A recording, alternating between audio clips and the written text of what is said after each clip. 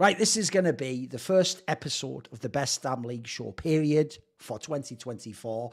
Obviously, let's just get the elephant out of the room. It isn't a guy who used to play for Dignitas and Curse and Team Liquid in the other box going, "What are we saying, man?" And then everyone in the chat just saying, like, "Sorry, don't talk. Just only let him talk the whole... In fact, can you just leave the stream and just let him..." It's not that anymore, right? But I will explain briefly at the beginning why the aforementioned one guy triggered jungler is not in the other box. So basically, as people will probably know, Dom has been basically, as we say in English, burning the midnight oil at both ends, just wrecking himself with this schedule, doing LPL and all the LCS games and Worlds and all that. And so basically, he told me he's just going to take like a step back on some of the content stuff. He's going to try and like rediscover new balance in his life or whatever. So one of the things was he just didn't want to commit every single week to doing a show, because we not only did this show every week as a two-man show, but we used to do it live as well. So if people don't know, he used to finish. This is actually part of how we did it live, but it was in indeterminate time. Basically, as soon as he finished the LPL, he would just stay awake, and then we'd do this show live. So I actually will just say as well, quick shout out to Dom.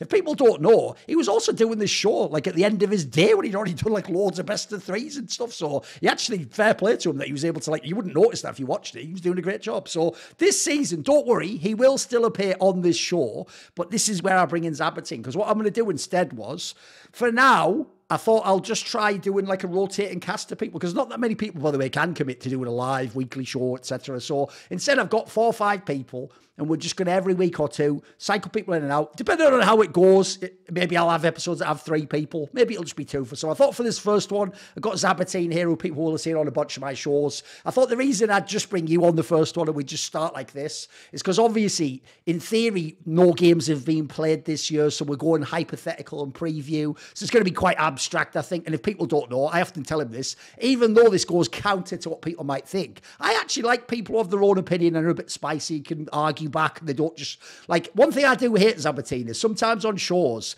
if I haven't talked to someone before, if I do a big setup and then sort of throw it to them, like, what do you think? If they sort of like, if I just see on their face that like, they probably weren't going to, they probably didn't agree with me, but I've done too good a job like making the case and now they feel obliged to agree, then I always feel like, I should have let them go first, shouldn't I? I should let them make their point. In your case, I know with you, you're just going to say what you think anyway, right? You're going to give your take about what, right?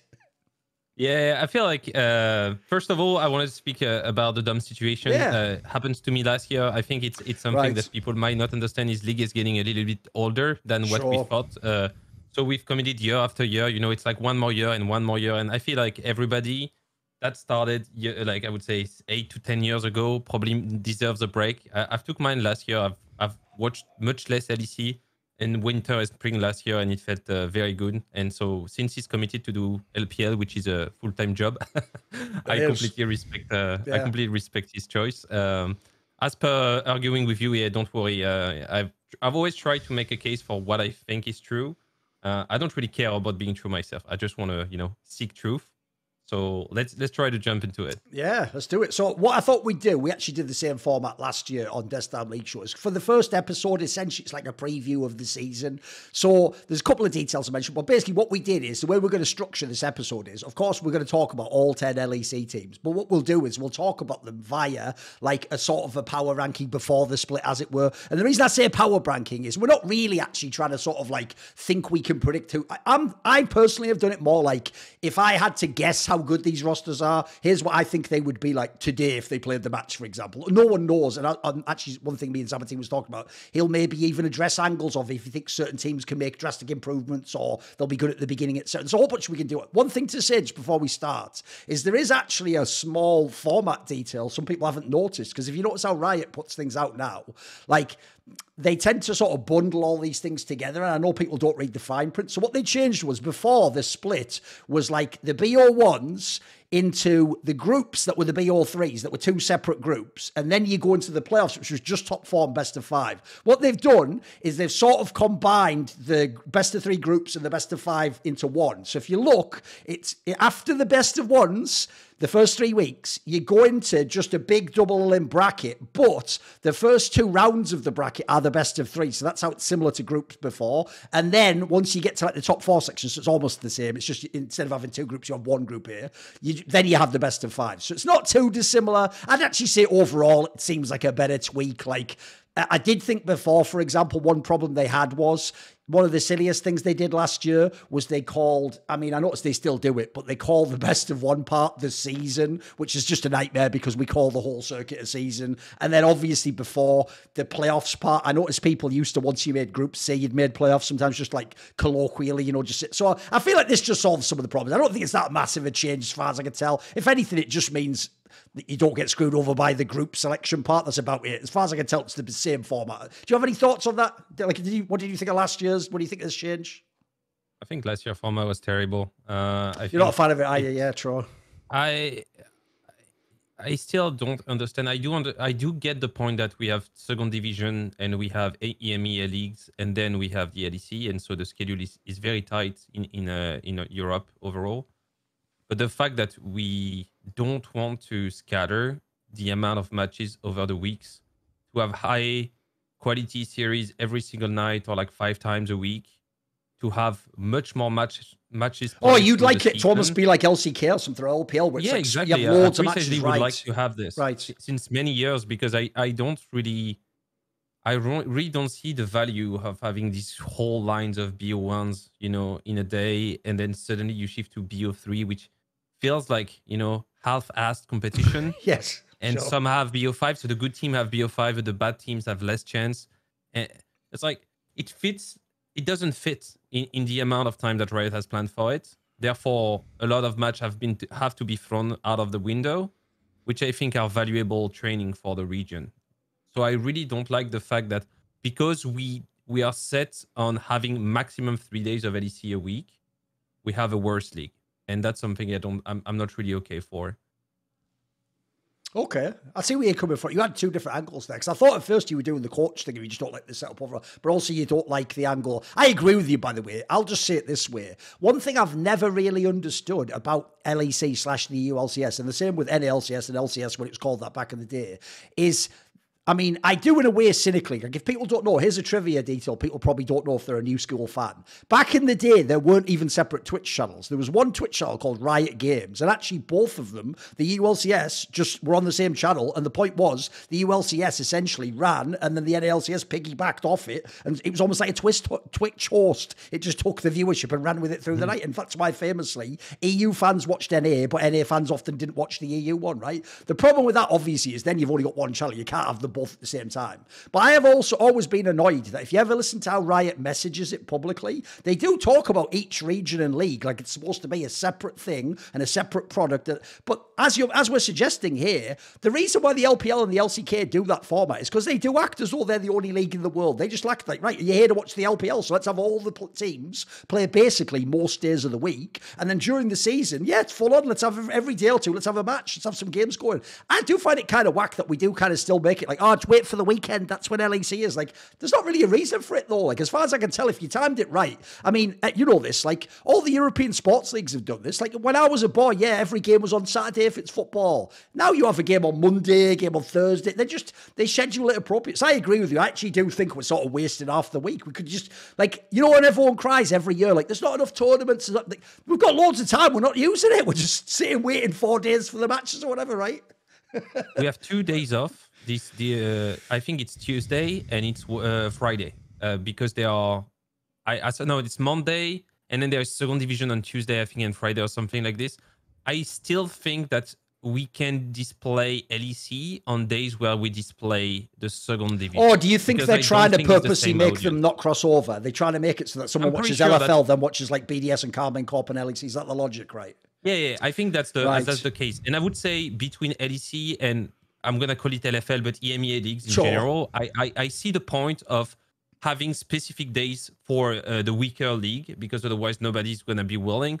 I think nobody, like, except people that are really committed to do it, very few people watch second division. I actually watch all the games of second division. So I know there is this idea of pulling it out of the ground and making a league with audience and stuff like this, but I think it's at a level where mass audiences are not going to move towards it. So I'd rather have it during the afternoon, for instance, and keep 2 more days for the LEC to be broadcasted, and then we'll reach 5 days a week, which seems much better. You can have BO3s every single day of the week. A must every single day of the week. So either you have LFL for 2 days, either you have 5 days of LEC, and then you become like a very, very strong broadcast over the time, which I think would help everyone. But if they didn't do it, I think there is good reasons that I don't know. Okay. But as a consumer, I actually feel let down of these very packed 2 or 3 days of broadcast where there's plenty of BO1 that mean kind of nothing. And then you're left with very, very few days of good broadcast, actually. Yes, I'll just say as on the last thing you said there, that's the other thing I've personally never vibed with is I don't know about anyone else, but I don't consume sports this way. Like I would never sit down and watch like 4 teams I don't support play a football match. Like maybe I'd watch like, you know, the other championship contender or them against my team, obviously. So I agree with you as well. Like there'll be days in these BO1s where the nightmare everyone knows is when you look at like say there's like 8 BO1s that there used to be back in the day. You look at the 8 and it's like, right, I want to watch the second one, the 5th one, and the 8th one. So what do? Do I like just go away between and hope I can come back? Or do I really have to sit for like 8 hours to watch 3 BO1s? Like neither of those is a great choice, by the way. Like I'd obviously much rather, which we'd be able to do with this LPL/normal sports schedule, if I could just know, oh wait, my team plays at 5 p.m. on Friday, then I can just turn up for that match, can't I? I know what you mean. It's what we're doing here, Zabatine, as far as I can tell, is even though the joke is people think Riot say they invented esports, they didn't, but they did obviously have to come up with their own broadcast and their own league way of showing it. So I think the problem here is they're almost like still chasing their own tails or whatever they thought was the idea of the league back in the day at the beginning. Whereas like what I'm trying to stress here is just look at the sports world, and I think you've got kind of a good guide as to how people do want it. Like people do just, if someone follows the LEC, they're probably actually just a fan of all the LEC big name teams. So I think they would watch 4 days a week, mate. Again, we could be wrong here. Maybe they've done a focus group, Zabatine, and everyone said they wouldn't, in which case, fair enough. But I just suspect that you're right. I think maybe it's like a holdover from past ideas about when the league should be. I think it could work 4 days a week, mate. Yeah, it's just we can't backtrack this decision easily. Especially, I think the commitment to broadcast. LEC happens to be, I mean, the studio in Berlin has been there forever. Sure. Probably they can open it on specific days. They surely could. I'm sure, yeah. There is probably a lot of like contractual thing that happen, you know, with advertisement, with NA, that things that got decision that got made a long time ago that are very hard to backtrack for some reason. So I do understand why it is the way it is, but overall, I'm feeling let down by the LEC and I would say as well the LCS format, because I feel like it should have evolved towards a BO3 every single night with different teams type of, or even BO5, depending on the time of the season. And I don't think we're anywhere close, but I'll live with it. Right, here's what we'll do is I think the best way we do it is this. Since we've obviously done a 1 to 10 list, we just start with 10 and then starting at 10 and going to 1, so backwards. It'll allow us to like get the bad teams out the way first, but also as we go, I'll make a note of like where yours is different from mine. So basically what we'll do is we'll say like who our number 10 is. If it's different, one of us will do that. And then here's the thing. I don't think too many of them are going to be crazy off, but there might be a couple which could be fun. So we'll start with you. Who did you have as your 10th team? I don't want to take Mad. I've been when I was coaching Optic, the first thing I had on every single social media, every single podcast was like, they're going to be 10th. All right. Okay. Everywhere. So I'm going to be nice to Mad Lions. I'm not going to put them 10th. I feel like there is a good case for Mad Lion being 10th, but on the paper, this Giantix team, I don't know what you think, doesn't have a lot of... I'll just quickly do this. So I'll say the roster if people don't know. So first of all, Giant X is a silly rebrand of XL if people don't know, but with obviously the Giants org, right? So first of all, they have picked one of the worst names I've ever heard. But let's get out of the way. The lineup basically is the one. Remember, this was XL last year. Basically, they keep Odoan the top laner, Peach jungle, and Patrick as ADC. And then they've brought in Jakasek, who's a Czech mid laner who people will know from the ERLs. And then Ignar, who actually was on NRG and LCS, but obviously way back in the day was on Misfits. So this lineup on paper, like there's some big names here. Why do you have them come in 10th? Who's making the breakthrough in the game? Okay. I feel like they are all players that will carry if there is someone else in the team making a breakthrough. I've seen Patrick like pop off if someone else is taking the lead in the early game. Odo is a very good and stable player.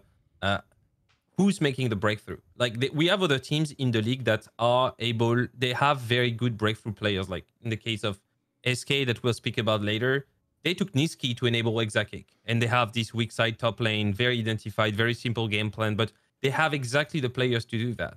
Who enables who in Giantx if Jackie is not Caps level?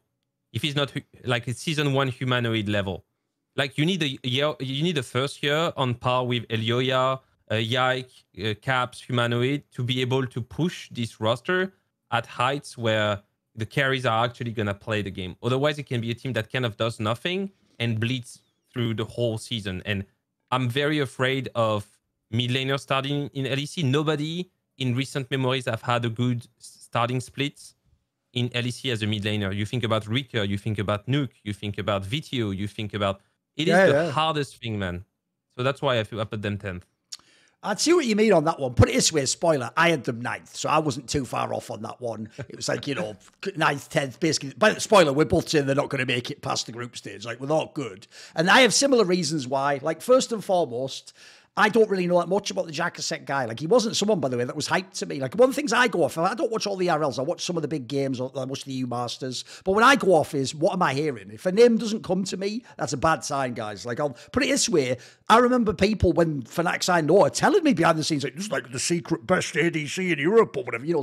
If I don't get someone like that, it's usually not a great sign. So I even heard actually the opposite. I heard some people sort of flame this guy and they think he's like overrated. So what do you think of this player specifically? Because before I get into mine, I want to know, do you know anything about this mid laner?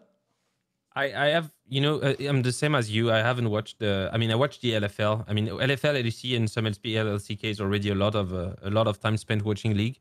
So I haven't watched like precisely what he does. I've watched a lot of in-houses. I think he's decent in in-houses from what I've asked other mid laners in solo queue, and they told me like he's fine. Okay. The thing is, there is so many players that used to be fine that didn't make the cut in LEC. Rika didn't make it. Checola didn't make it. I think Leader had on and off, but didn't really make it. It is a very, very, very hard position to be in as a rookie. And I feel like they've built a team where if the mid jungle doesn't do anything in the early game, everybody's just going to wait for, Deus Ex Machina. Oh, they failed the Baron, we can win the game. And these type of teams, for me, are the ones that have the least chance of, taking a game here and there, making it to playoff, having a good series, assembling together, popping off, having... I feel like it's the type of project that will have to change a player at some point in the year. Maybe it's not Jackie's, but it looks like Igna hasn't been a player when he was at Immortals. I think he was in Immortals before Energy, right? I think something like that, okay. Could be. But he was on some other team in NA anyway. Yeah. He hasn't been a top support. Like, he was in a very good project, but I know who were the people behind Energy, whether it's the staff, whether it's all the individual coaches, the players. This team is very exceptional in the construction, and it's not because there was a good player in Energy that Energy was good. It's the whole system. So it's not because he comes from Energy that suddenly it's gonna solve all the problems of Giantx. So for all these reasons, I do not have a clear candidate within the team to lead the team.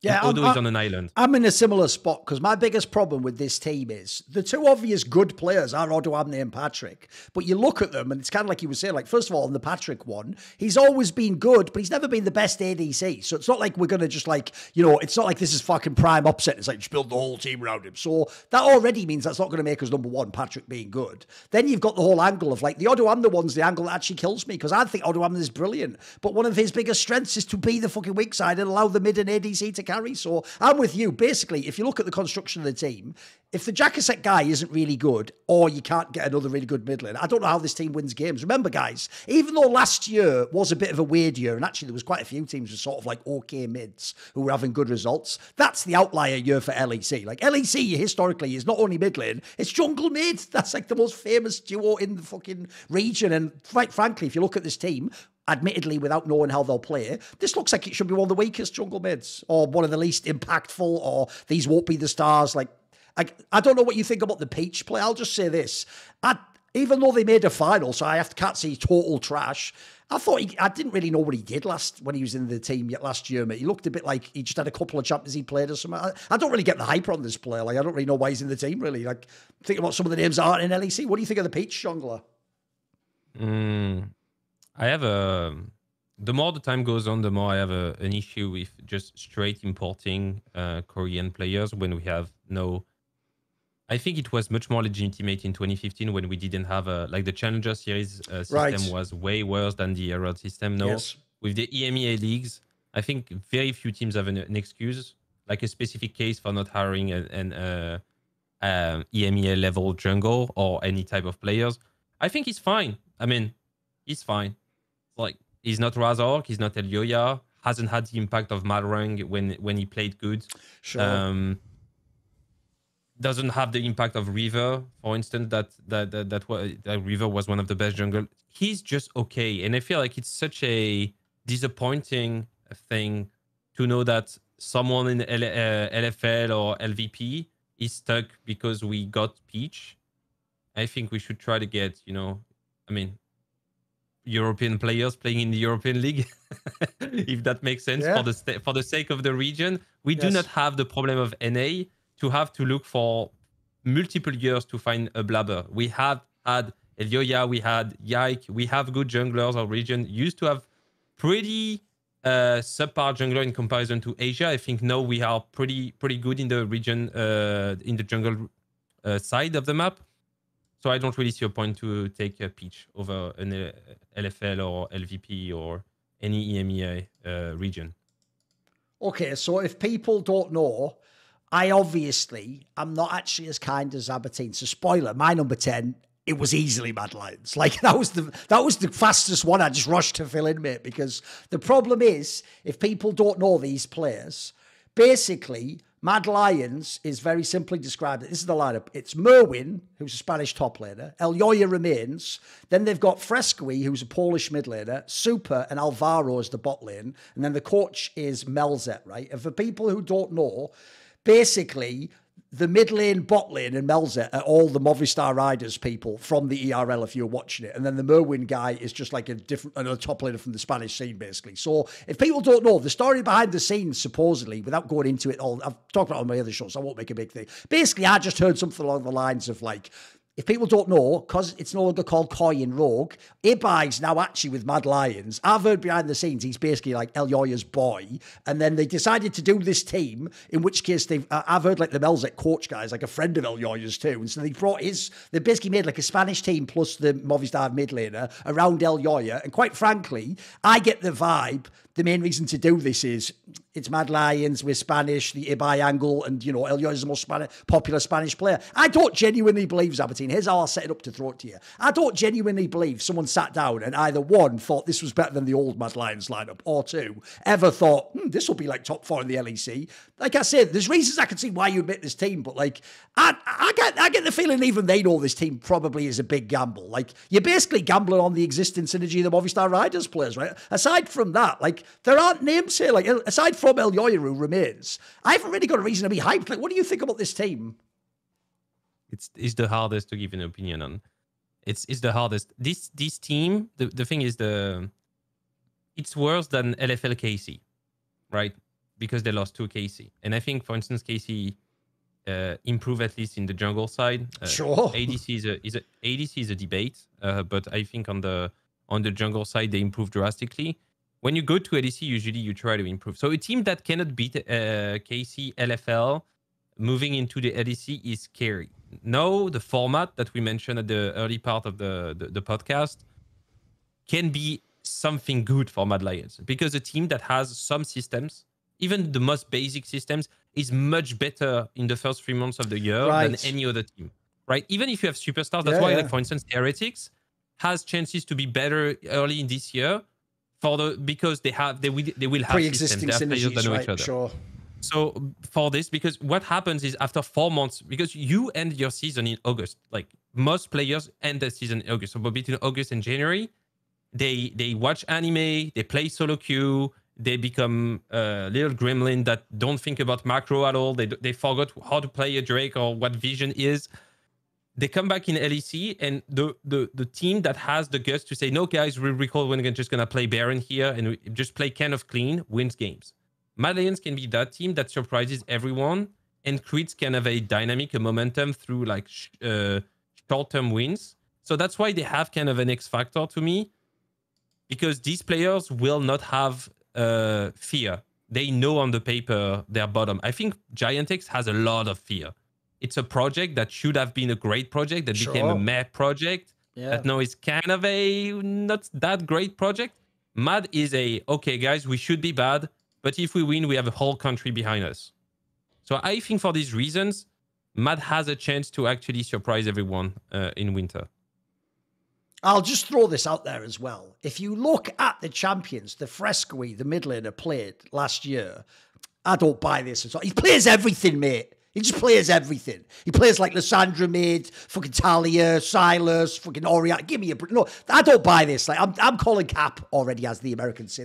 There's no way this player is just some fucking wizard with like a greatest champion. That just implies to me fucking LVP's not that good, guys. Like, so even though I am just being a hater here, it's not a team I've watched play loads. My problem is like... Put it this way, there's only two ways this lineup can go, in my opinion. It's either just like a not very good team, that's what we call in English, like an also ran, as in it's not going to be relevant, it's not going to go to Worlds, it's not even going to be close, or they have got a scouting eye that I don't see, and this is genius, and they put together, like, and then Elyoya's going to somehow shape it. So I can only see it going. It has to go super hard against me, or I think I'm right. I think it's just going to be a bottom feeder. And like I say, my problem is, like, I've even set it up that way. I don't even totally blame them in the sense that I get the sense this isn't just about building the best team. I think it's about trying to do something. Like, I think this is all about just pivoting the org to be about Spanish League of Legends, as it were, So, and the one angle, if you're a fan, is you do get to see Elyoya play if you're a Spanish fan. Look, he is a brilliant player. The problem as well is this. He's going to have to hope that he has some really nice fucking jungle metas because, mate, if this is a meta where he has to play like a supportive jungler, what's even the point in this team? Like, if this team has like if they're actually like carry jungles in the meta, maybe he can win you some games. He can win a BO1 or two. He's a mega player. But I don't really... The difference is on the Giantx one, maybe I have some deluded belief they could do something. I don't think this team can do anything, mate. If I'm proven wrong, I'm proven wrong. It's kind of an underwhelming lineup to me because I'm not Spanish, so I don't have that reason to care, I mean, I don't have a... Sure. There's this big rivalry between the French and the Spanish leagues, obviously. With KC arriving and us having already like Vitality and stuff, they're gonna be some rivalries. I think Twitter is gonna be a little spicy. Yes. I say it pretty clear. I still think that the level of solo laners among the ERL is like the highest in LFL by far. There are some good solo laners in LVP in the Prime League. Like, I'm not denying it at all. Sure. But I think overall the density is pretty high. And when I see like Reeker not cutting the cut, when I see Chocolate not cutting the cut, when I see AK not getting a chance, I don't think there is some type of magic happening in EMEA leagues where you're gonna take a guy from a team a league that's worse than the LFL in terms of level and just bring him on LEC, and this guy is gonna pop off and have a monstrous year against Humanoid, Caps, VTO. All these players are very good junglers playing with them this year. Some of them have the same system, thinking about Caps, and to some extent Fnatic has very close to the same system as well. So I think it's going to be a very hard year for these players, and just for them and for Elyoya, I hope for them they're going to have a good year, because Elyoya used to be, the trendy jungler in the LEC. No, Yike has taken the spot in G2, man. So meaning that until Yike really fails and heavily fails internationally, this guy is not moving from G2. He's the gem that they were looking for in the jungle to replace Jankos. So what's the career for Elyoya now? Because you're at your first 4th year, you haven't had great projects around you. Everybody knows you're a good player and you can do something. And on the year, you have free hands. You bring an EMEA level team around you. If it doesn't work, who's going to be willing to pay the price to get Elyoya? This might actually hurt his reputation, basically. Yes. Because people know he's sort of behind the squad, right? I see. I do agree, because I will say... Would you do it? Like, no, I wouldn't, because here's the problem I have in general is, dude, I mean, Mac basically talked about this in the reflection series I did with him. He basically admitted that, this is why, actually, to rewind it, if people don't know, at MSI, the famous thing that spurred the fucking French-Spanish war of MSI 2023 was the whole game where, Elyoya was obviously pissed they lost, and then Nisqy was sort of laughing, and so people took that, because they have different personalities, as Elyoya cares, but Nisqy just thinks, lol, ha, I'm running it down, and then obviously nationalities, just because one's well, technically one is Belgian, I will say, but people just, they've adopted him in the French scene, and then the other one obviously is Spanish. People just went along tribal lines and then said, fuck the other guy. What people don't know about that is, I don't even think, by the way, one, I already know in the team, like, Nisky is like the fucking glue guy, that's his role, is lift your spirit up. So first of all, every fan, you were wrong on that. Like, actually, Nisky's doing his job there. His job actually is to sort of balance out El Yoyas as they were. And then the other thing I'll say is this, I don't think that was just because the game went badly, Sabatine. I think that if you put yourself in El Yoya's position, it makes perfect sense why you might have frustrations in 2023. You thought that the off-season of 2022, you were going to be in G2. The deal was basically done, if you remember. It was a massive deal. I think it was like 700k or something. It was like, on paper, I heard all sides sort of were into it. And then last second, it sounded like Mad Lions sort of tried to sort of get more or something, or they fumbled the bag, as people say in America. And basically, at the end of this all, G2 chose to go with Yike instead. The whole Jankos Ilyoya thing was going to the last minute, and he just ended up having to stay in Mad Lions. So not only could he have already been in G2 last year, mate, that'd be in the back of my mind. If I'm seeing them like unbeatable in scrims, winning every split, they're the only team internationally, I don't care, Energy, who really had a chance. But even worse, now I might even have been pressured by people in my circle to make this sort of not very good national team, which, as you're saying, if fans get that you were involved, this looks like some sort of fucked up nepotism angle where you've just recruited people you know of and mates of yours. So I know what you mean. The problem El Yoya has is this. If this lineup is whack, and especially if he doesn't look awesome individually, if we are in the same position in 2025... guys, a year is a lot in League of Legends. People will forget all those great games. People will forget he won a championship in 2023. He'll be gone by then. You'll just be a good or an okay jungler on the 10th LEC team. And I'm with you, mate. That won't get you that gig in Fnatic or G2 that you always hoped you'd got. Like, you've actually sort of lost that chance. This is actually, for El Yoya, it's a gamble. It's a big gamble, this one. Yeah, I'm with you. Yeah. There is new names coming every year, man. It's very scary. I mean, 2-3 years ago, people like Yike, nobody cared. Like, he arrived in 2 years, took he was at LDSC, took the LFL League by storm, then ended up at G2. And every year there are people in LVP, in Prime League, in the Nordic League, in all these EMEA, and from Turkey as well. Turkey is now part of EMEA, sure. Meaning that we have way more potential players that come and just take the spot in LEC now. So for these reasons, I feel like not only I feel like Mad is on the paper pretty scary to look at in terms of like how well they can perform, like, because I think scary is like dangerous in English, sorry. I think you got the point. But I feel like for El Yoya specifically, it should have been the year where he assembles a very good team and shows what he can do to cement him as himself as one of the best jungler in the league. And I think the candidates, he's borderline not part of the candidates for the best jungle in the league because of the teams is in since 2 years. Did you have Mad Lions as your number 9? Yes, of course. Oh, in that case, we've got the... luckily, then, we've at least both agreed these are the two teams not making the next stage, at least. So we got... That one's not too bad. We were just splitting hairs on that one. Yeah. Right, then we go to number 8. Who do you have as your number 8, Sabatine? I have Rogue. Okay. Well, good news is Rogue is my number 7. So again, we'll see who your number 7 is. Maybe we're not too far off. Maybe we're not too far off. So why Rogue number 8? Because I also have them far down, but... You know, if people don't know, this is the lineup of Rogue. So remember, they are Rogue. They've gone back from being Koi, because as I said, Ibai now jumped over to go on the other side. And apparently there was a bunch of business problems there anyway. What they've done is they've kept Shigenda top lane, Larson mid lane, and Comp ADC. Then they've brought in Markoon from SK, the Dutch player, as a jungler. And then they've got Zolis, who presumably Zabatine's going to know about because he's a French support player.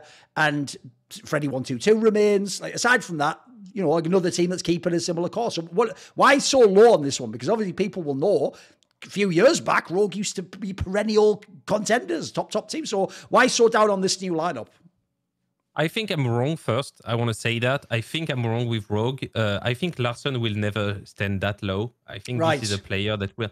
Larson has the same profile as like OG Power of Evil. He will win games alone. Sure. Because he plays a control mage, and at 30 minutes, he's going to make the winning move. Like, he's this type of player. I know what you mean, by the way, because basically, this is the part people never saw. Because one of the reasons people know I like Larson is, my joke is, as long as Froggen's not playing, I'm as long as fucking watch this guy. It's like, it's the new Froggen, isn't it? So, if people don't know, the criticism of a player like a Froggen or a Larson is always, you notice on the other end, it's like, oh, they're not like doing crazy 1v9. It's like, yeah, you know what though? The floor of these players is amazing though, like you're saying. Like, the difference is, like, the problem they have is they can't 1v9 a game because a mage doesn't usually 1v9 a game. But I'll tell you what, you can still consistently farm and always do that, get like resources in mid, and yeah, you're gonna win some BR1s doing that, right? I mean, I think the floor case for Larssen is, I think he's the highest, by far the highest floor of any mid laner in the West. Like, you probably have a case with Jojo, who's very, very good and very consistent, but Jojo is much more aggressive than Larssen. Larssen goes for min-max, and I think there is a case for Larsen's team never being bad, ever. Sure. I don't think he's played in a team that was, like, garbage, but Koi wasn't great. So, for this reason, I've lowered a little bit my expectation for Rogue. Speaking about the players around him, the problem is there is plenty of very good selfish players. Not selfish in the sense that they can't play with other players. It's their playstyle revolves around them getting the resources. Ziganda is a carry player. Markoon is more so of a carry jungle. Larssen is a control mage player. Comp is one of the most resource-heavy carry in the league. And then you have Zoelis, who's mostly a lane player. Zoelis has very nice hands for support. We have very smart supports in Europe. We don't have a lot of technically gifted support. Trimby was one of them. Zoelis is way more a Trimby than a Hylissang, for the ones who don't know him. So he has a lot of very good champions. He plays Lux, he plays these Enchanters, he plays this Mage's bot. He's going to try to win the lane, so he's going to be very good with comp. But who takes the L in this roster? Who takes the Maokai? Who takes the Sejuani? Who takes the Sion top? Who's going to sit under his turret being dove and dove again to let Comp or let Larssen win the game? And for this reason, I feel like this is the type... There are teams that are weak because they take only weak side players. This is the clear opposite. They have 5 strong side players. And I'm very scared that building a system around that, knowing that they lost a lot of their staff, it's going to be extremely hard for the I think it's still Freddy. I think Freddy has an unholy task to assemble these 5 players into a coherent team. What do you think about it?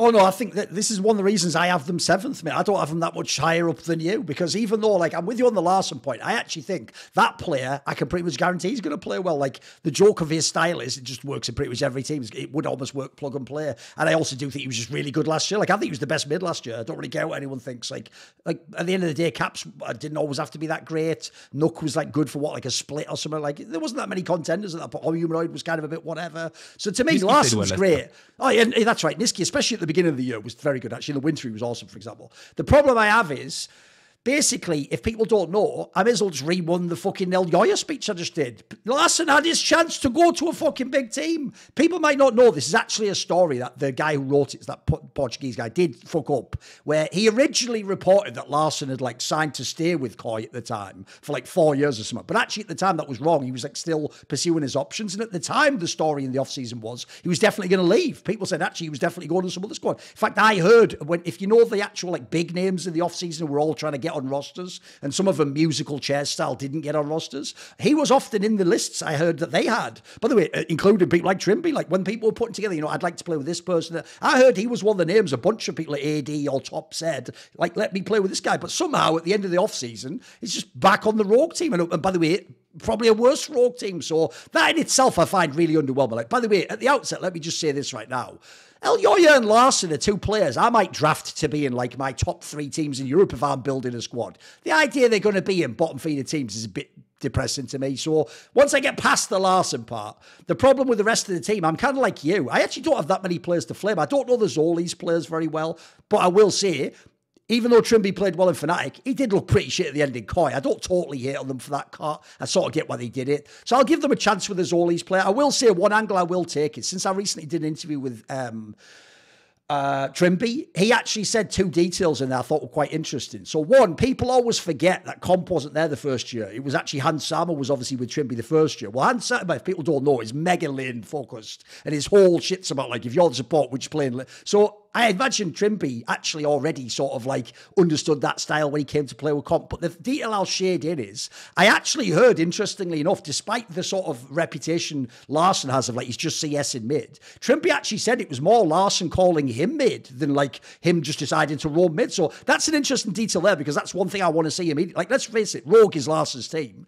If Larsen tells the Zoli's game, I would, you know, come mid now.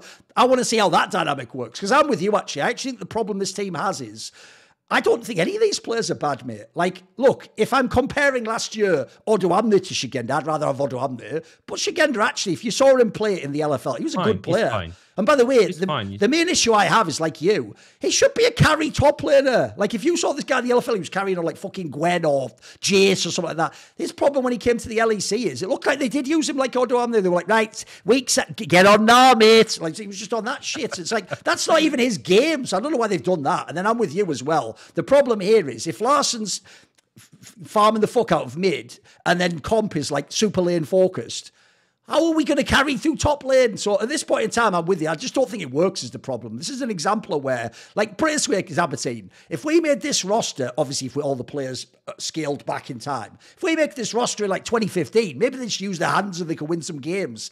Those days are long gone. I hope people watching BDS last year understand the game isn't about just big names anymore. It's about like, does your team make sense? Do we know which lane we're going to play through? Is there like a consistent strategy? And I'm with you. I actually think Rogue doesn't have it. And one last thing I'll just throw in there is the reason I'm really worried about this is I've heard the reason for all those past years, the old Rogue team used to always be one of the favourite scrim teams and win so many LEC games. It's because Freddie 122 style is you just draft winning lanes and get ahead in the early game. Like, look, that would work in a sense that these people can kill people in lane, but like, what are they going to do after that? Like, I can't, like, I'm trying to envision how these players would ever like be a strong unit. It just doesn't seem to make sense to me. That's why I have them 7th, mate. I didn't have them also in sort of the mix, as it were. If I would say if it does work, it's going to be surprisingly, like, if Rogue managed to create a system, they're contender for Worlds immediately. Because I think of the strength of the players. Because I think that if in my head, if Markoon, Larsson, and Zoelis are somewhere in the river skirmish, doing a skirmish against any 3 same people from any other team in the LEC, I think they can take skirmishes against G2. I think it's one of the few teams where the support has hands, like very, very good hands. The mid laner is exceptional. And the jungler is very good. Markoon is very good. If they manage if Reddy managed to make this very, very hard thing to create a system within this team, and they trust each other on carrying, and some people accept to play weak side depending on the draft, this team can go super far. I think they have a huge X factor in that sense. But on the paper, there is more chance that this team is going to lose 3 games, kind of crumble under the pressure, and not be relevant, and they're going to have to make a change between of seasons.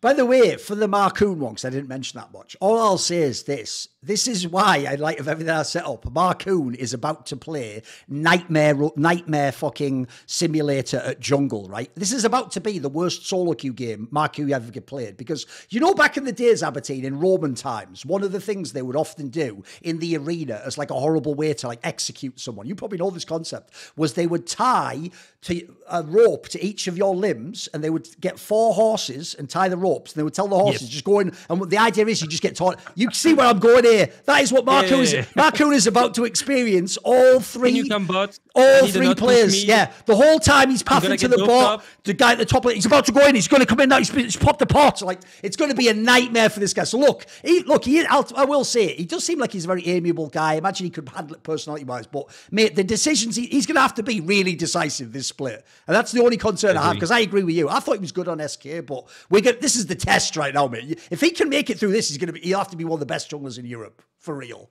For sure, I agree. Who did you have in 8th? I had BDS. I bet that shocked you. I have BDS in 7, man. So okay, we're synced at the moment. We're synced. This is good. Okay, right. So here's how I do my BDS. So I'll go first for this one. Right, the obvious problem they have, I think this is one of the most obvious ones you can see. They've kept the same lineup, but no crown shots. So instead of Crowdy, they've brought Ice in. Aside from that, it is the same roster as last year. Now the problem goes like this. There's 2 factors for me. One, even though I agree he played a bit sus in summer and he was kind of shit at Worlds, I do think Crowdy, when he played well, was the best player on this team. And crucially, it's even something, as far as I know, by the way, behind the scenes, that when they were vibing with him, they liked about him, is the fact that Crownshot has a very defined way of how he wants to play the game. Like, people will know, he spent a lot of his career on the bad teams where the joke is he'd be on the bottom of the league and he'd have to be the one carry player. And so one thing I've always appreciated about him, I know coaches do like this, is he is the ADC who will constantly talk. He'll be like, right, let's group mid now, or like, I've got my spike, or wait for this item. And by the way, when it was working, that's, in my opinion, one of the reasons why this team was looking so strong, the reason why they almost won the spring split. And for me, once you had that in place, you had one of the best ADCs who was playing awesome, then the other pieces came into play. So people probably remember Shio was a bit quiet the first split, then he suddenly became really good and empowered Nook, and then Adam, when his champions were available, could play. Also, by the way, even though I always said to Monty, I don't really believe Monty, they're actually sitting down having a meeting, thinking what you're thinking about Adam, like, yeah, oh, your job is to like absorb pressure and you're going to like, you know, and that way Crowley won't get gagged. I think Adam does that anyway, but I do think the coaching staff nailed it. I think the balance did work out. I think actually if Adam is permanently pushing on an island in top lane, the jungler does have to make a choice, and sometimes you are just going to get free 2v2 bot lane, which is what probably Crowley wants to get the item. So the problem I have basically is, even though apparently their staff disagree, I think you've removed the central piece. This is like in English, you call it the fulcrum, the part in the middle of the wheel that holds all the spokes together. So my issue was not to hate on them, but I did just use them as an example of a team last year I don't consider to have the best players, but who was one of the best teams. I don't think that's going to be the case this year, mate. Like, if I look at this squad, unless the ice player is, again, some like incredible generational talent at ADC who's going to be amazing, I just look at the rest of the team. Look, maybe Nook can be a little bit better than he was last year. I've heard actually as he's come along, they've sort of allowed him to play Jason, unlock his champion pool a bit before they were restricting him.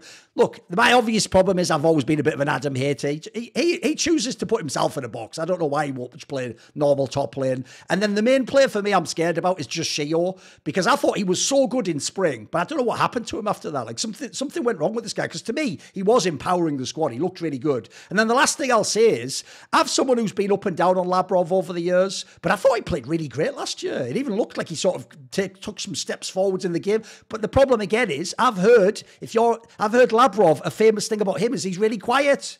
He's the guy who doesn't talk. So if you used to have an ADC who talked all the time and led the game and sort of told him, come with me now, or you can roam now, I can just see, like I say, to me, it's like you've taken the central piece out and I think it'll just fall apart. So, by the way, having them at like 8th, I'm still sort of saying they'll be all right, but I sort of think whatever the punch was in this team, I think it's gone. And I say that, by the way, with all due respect, I actually do rate the coaching staff. I do think people like Striker, if you looked at what they've done in teams like Carmine Corp, I think they've done a very good job over the years. I think last year they did a great job. So where are you at on this BDS one? There is two sides for me for BDS. The first one, I think that the performance, the relative, because every performance locally is always relative to the power of the other teams. Oh, sure. I think that the Fnatic project failed. They eventually fixed it over the splits, but they failed. I think the Vitality project failed. I think the Excel project failed. I think all the rosters, aside from G2, that were expected to take the top 4 and go to Worlds failed. Therefore, there was much more space for teams that we were seeing as middle of the pack to pop off. And it actually did happen with SK at some point in the winter, with Mad Lions over the year, and obviously with BDS that actually took a slot of Worlds. Did they play fine at Worlds? I think they had a very good showing at Worlds for the level I expected them to have. Therefore, I think, for instance, individually, I watched Labrov, and a lot of the critics and experts were praising Labrov. I think he has done a lot of very good improvements in where he is on the map, but the way he executes plays is very lackluster in comparison to top-level support. Okay. There is a lot of miss spells, miss opportunities from Labrov, where the play should result in 2 kills instead of 1. But that makes a huge world of difference when you're playing at the highest level. And I think that's something that I expected BDS to change their support more than their AD. Because I do understand the whole point of Adam playing like a madman to pull the jungle away from the bot lane, and then you reach like BDS o'clock and you can play. So instead of that, they were like, okay, we're just gonna take an ADC that can play the lane, because Crony is not that best of the laner, and it's just gonna play it in a way that we have less pressure, less burden on Adam to actually play like a madman, and have a more balanced system. But I don't think that just changing the AD is going to make Labrov hit all his spells in skirmishes, which I think is one of the things he needs to improve the most in. I don't think that suddenly Shio Nuke is going to be like the best 2v2 in the league. And Adam is still going to do Adam. So they haven't fixed the problem of, if Adam is not ahead on one of his champions, what does this team do? And I think the competition is more fierce this year than last year. And so for these two very specific reasons, I do not see BDS being able to clinch that many games this year. I put them high because they had a good year last year in comparison to Rogue or Giant X. But I think this is one of the teams that has the biggest downside and can potentially even become 10th. Yeah, they could also go to the bottom, right? Yeah. Yeah. Yeah. I'm with you on that as well. I agree. Individually, the players are like, Adam is by far in the top 5 of his position. But I don't think that there is any other player right now in BDS that can say, I'm straight for sure in the top 5 at my position. Yes. I probably can quote 5 players that I would say are better on the paper than the players at BDS. And so weak teams needs very good systems. Yes. And I don't think that BDS has like that many systems to offset that. I'll throw one last detail in though. The one hope is this.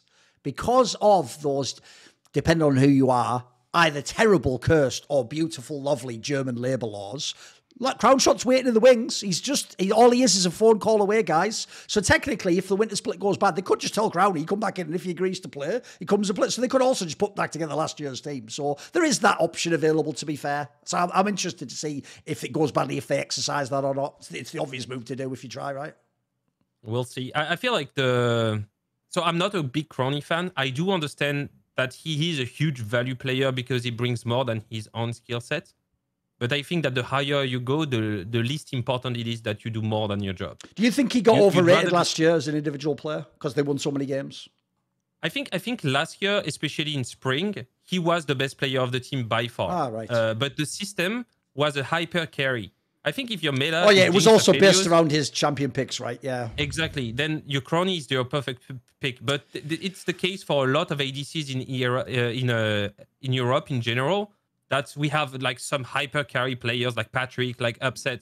But the truth is, what makes the difference is when the meta is not this. What does your player do? Like, can he play win lane? If he doesn't win lane, can he be stable? Does he play a lot of champion? Like, we're going to probably mention Heretics at some point. Flakked is definitely not a great lane player, but he will take the Senna Tamkench. Or he will play Yasuo. Or he will play Mundo bot if it's necessary. I don't think that Crownie does all of that, but he's vocal. But when you reach the top 5 of the LEC, what people need you is to win lane, never die, and carry as much as you need in teamfight. You never ask if Viper is a good vocal player or if Guma Yusi is very nice during the dinner, right? It's like, it's cool that they do, but at the end of the day, they win lane, they don't die, and they do as much damage as they can. And that's what you need from an ADC. Yes. By the way, as an aside, I know some people do think like Viper gets overrated. All I'll say to that is like, I'm glad I have my eyes, not yours, because I don't even need to know what that player does. I can just see that he's cracked out of his mind. Like, he's so good, it's insane. Right, okay, what about this then? So far, I'm amazed, actually. We haven't really been that far off, so I want to see, does it diverge here? We just who is number 6? Who is number 6 here?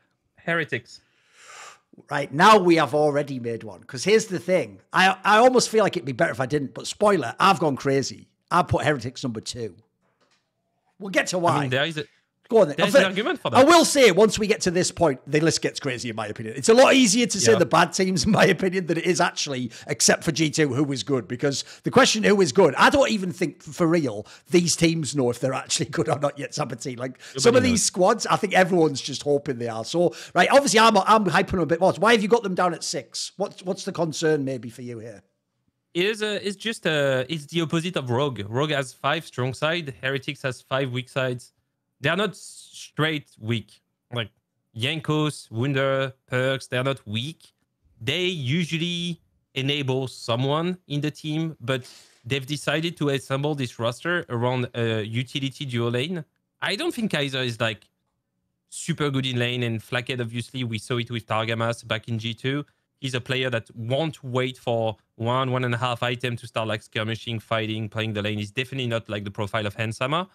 And so what does this team do in early game? Is it Jankos that's like finding insane angles every single time, giving double kills to Wunder, and Wunder like getting 4 plates, and then they use Herald top? Is it like Flakked and Kaiser suddenly being lane kingdom and Perkz and Jankos moving towards them? Is it just Perkz winning every single laning phase against VTO, Caps, Humanoid, Larson, and all these guys? So my problem is, what does this team do in the first 15 minutes or the first 25 minutes of the game? Because after that, you know for a fact that this team is going to be extremely dangerous.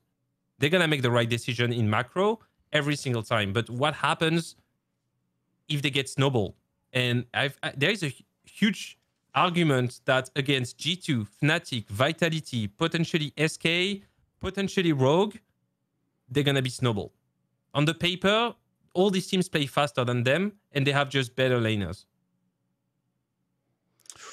That's my point. Here's what's sad is this is what the only thing that makes me nervous is I don't disagree with most of what you said. But here's the thing, though. This is where I do, though, because essentially I will admit, like, spoiler, when I put them number 2, I am definitely like hyping the fuck out of them, and I'm going off my own biases because this is an example of whereas for the ones where I don't know some of the players, I'm just trying to guess like what is most likely to happen. This is more like I'm thinking of if you make the team the way I would do it. I think it could work. So basically, first and foremost, I am essentially putting a lot of faith in Peter Dunne as the coach, because I think if you just look at a lot of his teams, I actually think, by the way, the EG team especially showed this to me. If people don't know, there's a reason why me and Monty never shut the fuck up about that storyline that a lot of people missed of EG, which is that they didn't bring Danny and Jojo in together. They brought Danny in first, then they brought Jojo in, and as a result, because they integrated them one by one in different splits, they actually did a system where if you saw each split where it was the guy's first split, he would sort of be protected and covered within the team and wouldn't have to be a total carry like threat. And then it's like as that split went on, they sort of like unlocked him, and then that's why like Jojo, the irony was, looked way better after Peter Dunne, because that was when he sort of like matured. It was time to like be a carry instead of sort of like, if people know, obviously that team played for Inspired, not the fucking mid lane. And so in the same way, right, essentially what I'm trying to get to is, for me, I think one of Peter Dunne's strengths is actually constructing like a system around the team and sort of being in, even though people see him as a very optimistic person, and sometimes being cynical and being like, right, maybe he's having problems with this. And so if people will know, the only issue I have is this: he's tended to do it in the past from the other end. He's band-aiding weak players and making that work. So like the only area in this team I could see that being a factor is he better work a miracle on Kaiser, because I don't even know, beyond the fact he played with he had Kaiser in his team in the past and they won a championship together, why he's even in here. Like the idea that Trimby is going to be sat like, what's going on in the LEC? But Kaiser gets to play is a bit like, what?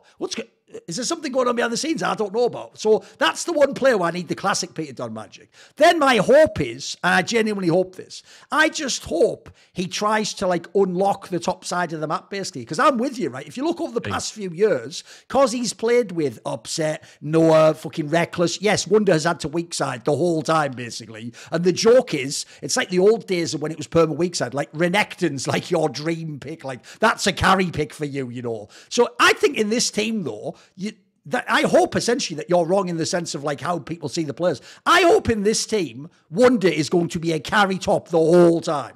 Because first of all, you've got the team for it with Flackhead. Like, mate, ask Broken Blade, that is a perfect player to have in the bot lane if you want to be the carry top laner. So if people really do think Wunder has it in him, the old Wunder of the 2019 beast that could just carry you against even the best, if that player's awesome, then I think they can be one of the best teams. Because the problem is this, right? I'm with you on the Perkz one. Perkz was never like even though he actually did the whole Lane Kingdom meme, as far as I know, he just did that meme with like Forgiven or whatever it was. Man. Yeah, that was a long time ago. Like, he hasn't been a player that smashed lane in a long time. Like, to me, his strength was always like, if he can get to the point in the game where it goes to the mid gate, now he's going to make smart decisions or do a cool flank on someone. So the key thing is, one, I need Wunder to be awesome in this team. I think it's possible. We're going to see, though. Because if it is, I actually think that's when the Jankos becomes really valuable. If he can like go between two solos, maybe he needs to prop Perkz up a bit and help Wunder get ahead. Obviously, the bot lane knows how to play safe, but he's played with Flackhead before. He knows how to cover him. So I'm putting a lot of hope in this. There's a lot of question marks on this one. My main reason why I have them second is because as we get to some of the other teams, you'll see that aside from G2, guys, there's so many holes in these teams. You can basically pick whoever you wanted. Like, if I wipe my memory and walk up a different day, I could probably do this list in different orders. So I've got a bit high on them there. Right. What about, is there another angle on Heretics you want to go on? Oh, I just want to like double on the fact that Wunder is a great strong side. I feel like I've watched a lot of like Nemesis content. A lot of people ask me like, what do you think about Nemesis? And I never heard what he was saying. I usually listen to I listened to Dom, to LS, but never to Nemesis. And he kept saying like, Wunder is the best top laner. I don't know why you guys are even arguing about this. Wunder is by far the best top laner in Europe. He's better than BB. Just nobody has put him in a situation where he can actually play the playstyle that he wants. So I have a huge hope. I'm on your side 100%. If Heretics can have Wunder as a carry, they're immediately in the top 4. Yes. Immediately in the top 4. No doubt. And I feel like there's a reminiscence about G2 2018. Remember with Yarnan and Wadid? Yes. When they beat the Golden Road RNG back then? It was the same style. It was the Perkz push on the side. Wunder has a TP flank somewhere, set up somewhere. Everybody collapses on Perkz thinking he's a free, and he's just a bait. And then the whole team collapses on him. This playstyle is one of my favorite playstyle ever. I think it's the hardest to play in League of Legends. Only Perkz in the West have been able to like pull that with his teams. And I have very high hopes we're going to see like at least one team with a different playstyle than the classic modern one. And I'm looking a lot forwards to seeing Heretics. So I see your point. It's just immediately in Winter Split, Wunder being a carry seems far-fetched to me. Fair enough. But I completely respect your opinion on that.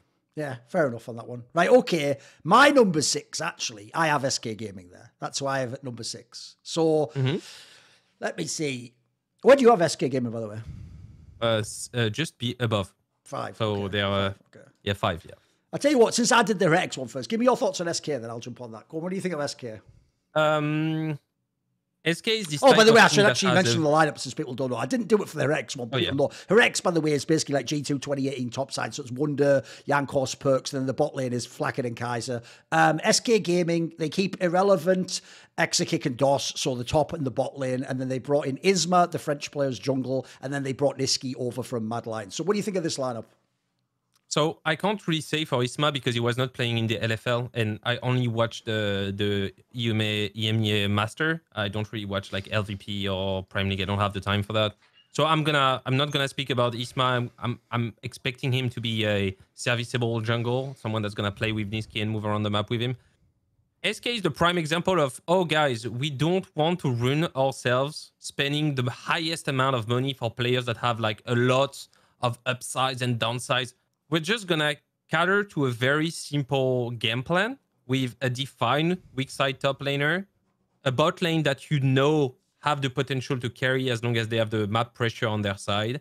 And we're going to take the most horizontal mid jungle possible with Nisqy, who is probably the most moving player in the LEC and had a tremendous year last year. I think he was one of the catch of the off-season because Nisqy has only been improving the last 2 or 3 years. Oh, sure. And so this team is very simple. It's like push mid, go bot, make sure Exakick is ahead, and then they're going to come with a gold lead if it happens. And then it's the uncertainty of is Exakick going to flash in and die because he does that in team fights? Is Nisqy going to flash in and die because he as well does that? So for this reason, I think SK has a very simple playstyle that they're going to be able to use multiple times, but I don't see them being able to consistently win team fights against Vitality, Heretics, G2, Fnatic, like these very high-level teams. So that's why like they are middle of the pack to me. Right, the problem I have with SK goes like this. I don't know the Isma guy either. And when I look at the champions he played last year, I'm scared because there's a lot of like Sejuani, fucking Vi, I mean, that was Maokai. It was, but even so, like, it implies like if at like a lower level, you're not like getting to test other champ.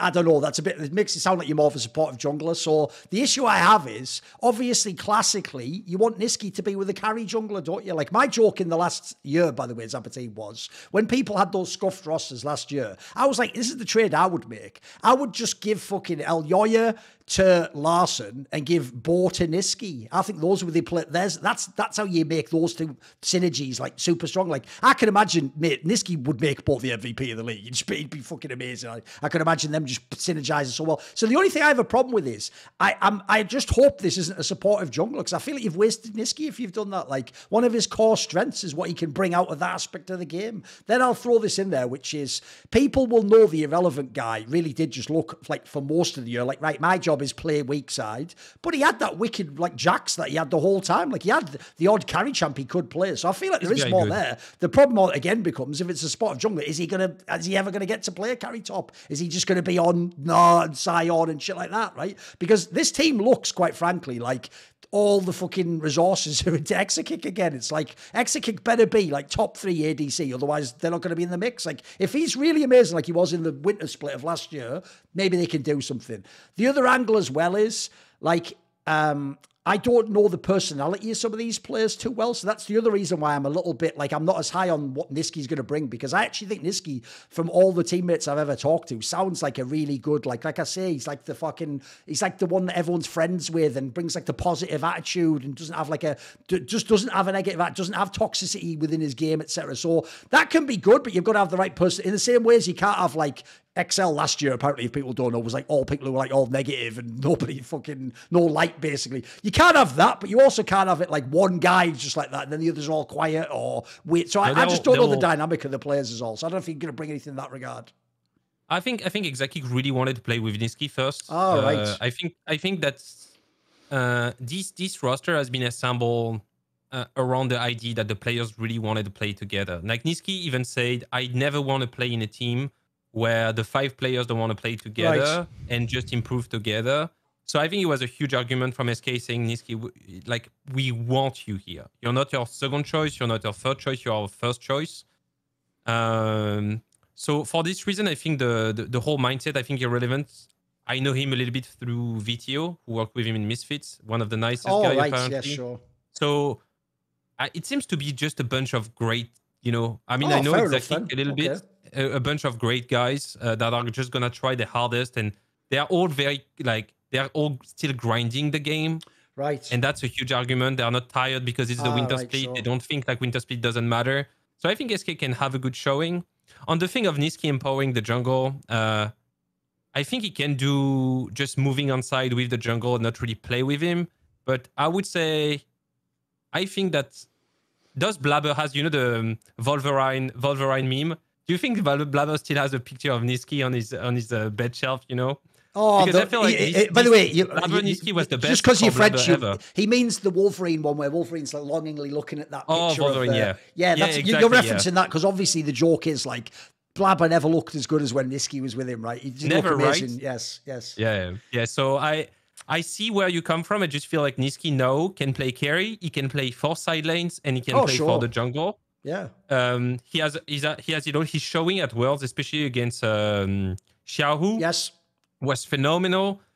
And he said on stream, I watched his stream, and in French he said, when I beat Xiaohu, I know we were losing the game, so I was like, here goes nothing. I'm doing it no matter what. Right. Like, I'm gonna play as aggro as I can. And he's like, I was smashing this guy. And he said something really expanded in me, because I realized that the only reason I was not able to carry some games is because I was afraid, because there was a name against me, or there was a circumstance that prevented me from doing the play that I judged right. Right. And from that point on, I know that I would never be scared again to press the button, because I know I need to trust myself. And I think these words from Nisqy, for me, flipped the approach I have with the guy, because I think that's kind of a wall that he needed to break in order to ascend to the, like, his, so this is unlocked him. He's going to level. Actually be like the star player now. He's going to be the man. So with this said, with the showing he had at Worlds, with the level of Exaki and DOS during Winter Split last year, and the fact that they already have a top laner that's weak side but can play strong side, I think SK is at least a top 5 team. Now, here's what I have in 6th, though, to be fair, I'm not that far off, mate. Here's what I'll say about this, is I'll just touch on the thing you brought up first of all, because if people don't know, I used to, it's over a decade now ago, I used to work with SK Gaming, and crucially, the person who runs SK Gaming is the manager, director, or whatever, is still the same person. It's the guy called The Slash, who was a very old school, like, Quake person from way back in the day. And basically, I still know him to this day, and I've talked to him in many of the years since, and one of the things I always ask him about is exactly this topic, like, where you at on sort of your philosophy of, like, how much money should you spend in the market? Is the market overinflated? And not only was he someone who basically, if people don't know, this is a detail that'll blow modern fans' minds. You know, if I ask you, what would El Clasico of LEC be? Every modern fan, like a pleb, is going to go, G2 Fnatic. But as Aberdeen knows, the original El Clasico was SK Fnatic, was it? Because it was obviously Ocelot and Expecke. Like, the reason why that isn't El Clasico anymore, guys, is because once the salaries in the market became inflated, SK never followed. They always had the philosophy of, like, min-max, basically, like you're talking about. Like, what you do is you find, like, a player where, like, you think he's good, but you don't want to pay the most money for him, but, like, maybe in your team you can put him in a good mix of players. And so there's 2 factors. One, they're not an org that'll spend big, but They're shrewd about how they spend. So what I have heard is this, Sabatine. If you are a name like I've heard in the 2 years ago, Treats got this treatment. I would guess maybe Markoon got it last year. And if I had to guess, I would guess Niski gets it this year. If you are the one big name they go for in an offseason, they can pay you properly. They could pay you like good money. It's just what they're going to do is they're going to balance it out. Like they're going to have one big name, then they're going to have like maybe one name no one knows, and then one in the middle, and then one from an ERL like a German Prime League that no one was going to recruit to the Mad Lions or some French team, you know. And this is why I actually think one of the shrewdest things they did at SK a couple of years ago was get Crepeau.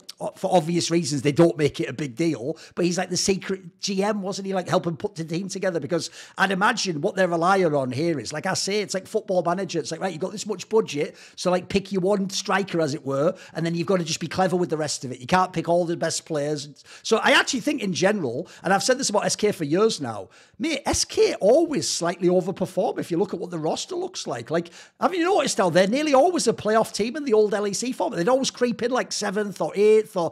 It's amazing how many times they haven't been the best since those El Clasico days. But aside from that, man alive, how many times has this team been like 4th, 5th, 6th, 7th? When you just think like, oh, this will be the split with their 9th, or this is the split with their 8th. So I think it's the same thing again, mate. I'm with you. I actually think this is actually like a sleeper team. I think people will look at the names and be like, oh, who cares? Because nothing really crazy pops out at you. But I actually do think you look at the players. This bunch of players could work, and that's why I have them 6th, better 5th, 6th, same shit to me. Like I think they will. Again, they're a team where they'll be just outside, like making worlds, but they can take games off these top teams, and they can give some.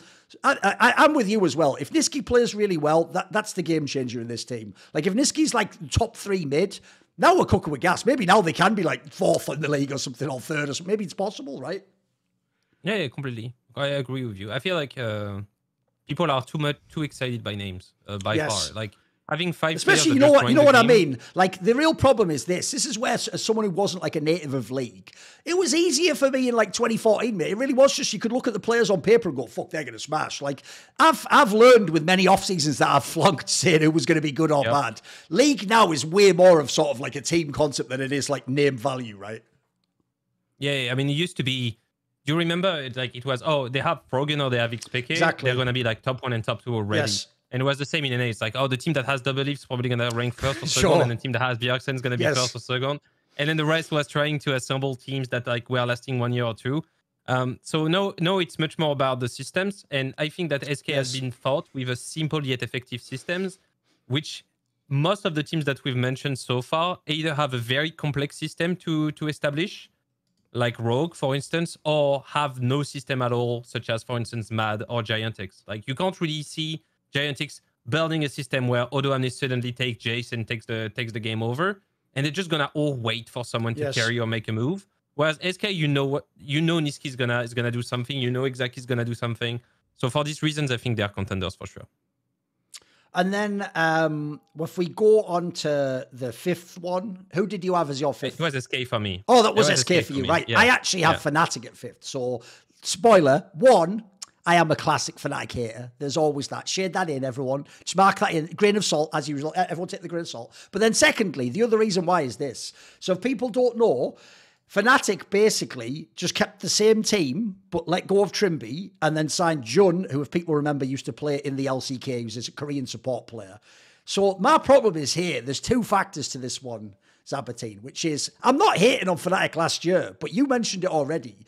Unfortunately, if you are a team like these 3 teams I'm about to list, if you are BDS, XL, Fnatic, you can already see the pattern here, you only had those placings because the rest of the league was shit except G2.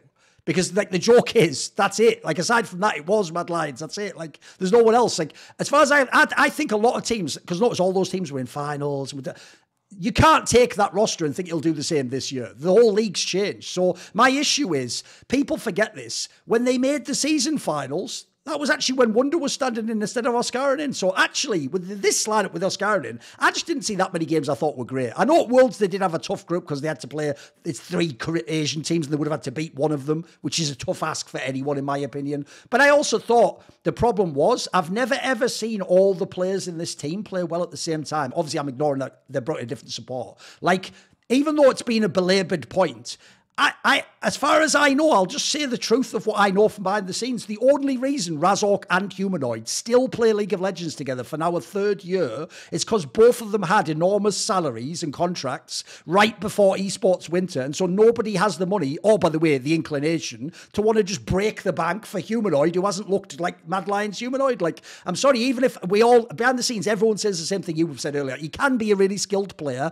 When he's on his game, he clearly has talent. But you see in the games, it's like, for me, flip a coin. Half the games he doesn't show up, and he doesn't do that shit in the games. And then secondly, I've never seen him synergize with Razork. Razork individually, by the way, looks really good. I actually think they really should, for the sake of their careers, go to different teams. I think they both can be very good players. Then you look at the rest of it. The Oscarinen guy, he's still just a rookie for me. He hasn't played a full year. Give him a chance. He had some games, he showed me something. Noah looked good, but I have to say, man, it felt like he never looked as good as those first 2 weeks, though. Those first 2 weeks, he looked fucking sick, mate. And then after that, I actually feel like, I don't know if it's champion pool or what it was, he looked a lot more hesitant after that. Before that, I was like, holy shit, that hype was real. Maybe he is like the sleeper best ADC. Like, if you play around him, he just carries the game. And then I just felt like the player I saw go to Worlds in the finals and stuff was just a bit more lackluster, you know. It wasn't like a stud carry all the time. And so I just don't know, like, how the Jun guy is going to work. I don't know what the fuck. This team, that's why I've got them fifth. Like, I don't hate on them. There's a world they could come like third or something, but I just kind of have them in them almost just above average. There you go, just above average. I have them fifth. Where you at, one Fnatic? It sounds like you're going to put them like second or something, right? You're going to go crazy. I put them third. Third. I put them third. For mostly the same reasons as you. I feel like Humanoids and Razork never connected ever. I don't think it is even to be called a mid jungle. It's a mid and a jungle that sometimes play together. Yes. I think that Razork and Trimby didn't connect either. It was better with Trimby, but nothing anywhere close to like what I call like, if you look at Mikix and Yike, you have a jungle support. They are everywhere around the map. They are dropping wards into your jungle. They're contesting your camps. It feels very hard to play against them. If you see Yike missing on the map and you don't know what the jungle is, he's with the jungle and you're scared. This never happens with Fnatic. It's a lot of band-aid situation that ended up being good for Fnatic last year, and I don't see it like just happening this year, especially with just the addition of a Korean support that has to connect with Razork and Humanoid, and it is winter split for Humanoid, meaning that you have the weakest version of Humanoid because everybody knows like on his A game he's the best. I actually think he's better than even Caps when he's on his game, but everybody agrees pretty much with like the statement that he's not on his best that often. And then you have Oscarinen that, to me, is still a downgrade to Wunder. Yep. I agree with you, but I'm exactly aligned with you on that. It's like, just let the kid play and we'll see. Like, I want to see how he plays. But Fnatic is a threat. Everybody's overrating them because they've seen Noah and Jun play in-house, and they've been smashing every other dual lane in-house. But people don't understand that in-house is literally just throwing bodies during Christmas. Yes. And just limit testing 24/7 has nothing to do with the real League of Legends, or the competitive one at least. And it doesn't give us any perspective on how well these players are going to perform. Maybe the best duo lane is going to be Mad's one and everybody's going to be surprised. For all these reasons, I think Fnatic on the paper is a threat, but has no coherence within it. So I see them winning most of their games just based on the fact that they have better players. And there is always a possibility that Humanoid picks Azir, logs the mid lane, goes to bot, gets one dive on the two Koreans, and then they just play out of that. And they should win games. But is it a team that I would be defining as a threat for G2 or contender for G2? Not yet.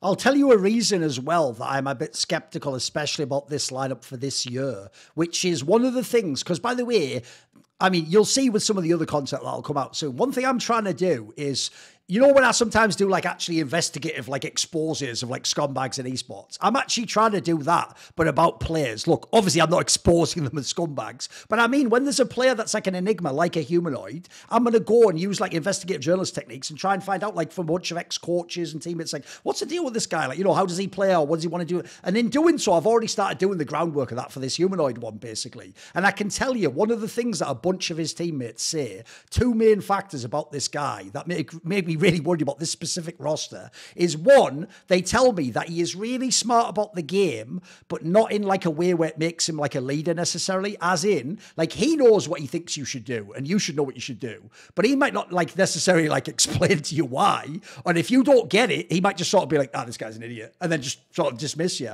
And then the other thing is, I've heard that like when he, in light of this like sort of spicy nature, that he sort of, if he thinks you don't get like his style of play, or you don't sort of understand how he thinks the game should be played, he'll just sort of give up on you, right? My obvious concern there is, one, Razork's still there, and then both the bot laners are Koreans. Like, there's a world where, like, all I'm saying, guys, is I don't know how the comms are going to work in this team. Like, maybe Humanoid, by the way, get sick of it all, just plays League of Legends is awesome in mid lane. That'll do it. That'll get you a lot of wins. But if there's going to be any of these issues, like, this is another team where, I don't know, maybe it can fall apart, because the other problem as well is, I don't know Nightshare, the brother of Freeze, who was the coach. I don't know the coaching staff as well in this team. Like, the Heaver guy, when he was there, I don't even know if he's still there. He seems like he's a pretty good strategic coach, but I feel like this could be a team again where, like, the head coach probably has a lot of fucking work to do with this team to like create the synergy in the system and how we're going to play and how we're going to communicate and what the shot calling setup is. I don't know, mate. I just feel like the intangibles might be a bit wacky in this one for me.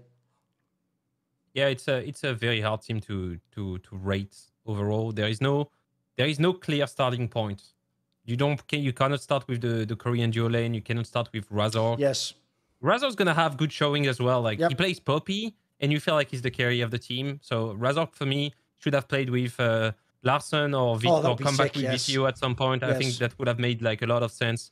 He's such a good jungle, man. By the way, as an aside, don't you get triggered by that too? I know it'll sound weird because it sounds like I'm just being indulgent, but like, I hate seeing really top players sort of like waste their potential, because I thought the same thing this whole time Razork's been in Fnatic. It's like, mate, when he has his carry games, he looks like the best EU jungler. Like, his hands are ridiculous. Like, why don't we not just put this guy in a different team? Like, the amount of players we've listed in this episode so far who essentially could be like all LEC, but they're just in the wrong team or with the wrong teammate. It's mad, isn't it? No, it's crazy. I mean, when you think about Wunder that doesn't play on par with what he should do, Humanoid that plays on and off, when you think about Trimby that doesn't play, Razor that's stuck with Humanoid who doesn't play with, Larson that now has to play with a team that's definitely on subpar with the level he has. When you look at the track record of VTO, spending 2 years waiting for his time in Misfits and then being thrown in the XL fire pit and not being able to show, being saved by Heretics and then being thrown again into Vitality that we haven't mentioned. When you look, like, there is the story, the history of LEC the last 3 years, and why people keep asking me and probably asking you, why aren't we relevant on the international stage? The very reason is this. Yes. The players that should play together never get to play together. Yes. They just don't. Make me Elioya play with a mid laner that want to play for him. Make Bo play with Niski. Make Humanoid play with extremely strong side lanes and a jungle that has 200. Like, these players do exist and they can play together, but because of the musical chair of the off-season, the asymmetry of information and the inflated price and the esport winter, nobody can afford to assemble these teams. Yes. But my analogy would be this, Sabatine. You know, there's a famous thing they always say. It's actually in every American election. People always see the two main candidates and they go, are these the two best candidates that America could produce? It's like, no, that's not the way the political system works. Like, you do know, like, the parties, like, sort of select who they care about. It's who has money behind it. Essentially, the point is, no, obviously there's loads of people could be a brilliant leader in America. They're just either not running for president or they wouldn't be able to win the seat, right? So similarly, I do feel like people make the mistake that you're referring to, which is when Worlds happens, they act like the region got together and were like, right, let's put together 4 awesome teams to prove how good Europe is. It's like, no, we did a whole domestic league where we compete against each other, and in the off season we're all trying to nick players from each other and get, like, the joke is we've spread the talent out. That's the problem. Whereas, like, I'll give you the obvious example. You know, when you see those little teams like bloody Detonation Focus Me from Japan, they just get all the best players from that fucking country, make a super team, and then they have a shot at getting an upset. Like, if they spread all the talent out, you'd never heard of any of these teams. They'd do nothing. So I think the saddest thing is, I'm with you, we could make some banger teams like that. That's why the NRG thing really stung me, Sabatine, because NA was laughing and it's like, bro, this might be the worst Europe's ever been and you're fucking bragging. Like, aside from G2, we were never telling you any of these teams were going to make it. We all knew they were fucking toast. Do you think that the T1 situation could have happened in Europe? To just run back a lineup again? Yeah, I think that any observer of the league and any rumor I've heard for any specialist in the field we're expecting T1 to not play together next year. I haven't heard any single person with a sane mind observing T1 is like they're just gonna pay for the same roster next year. Meaning that there has been a huge effort on every single part involved in the re-signing of the whole roster. Every single piece, right? It's not just T1 and the play. No, it's T1, the players, the agent, the whole industry in Korea has had to make some changes and some arrangement for it to exist. Do you think it's something that could be possible if tomorrow, let's assume G2 goes runner-up in Worlds?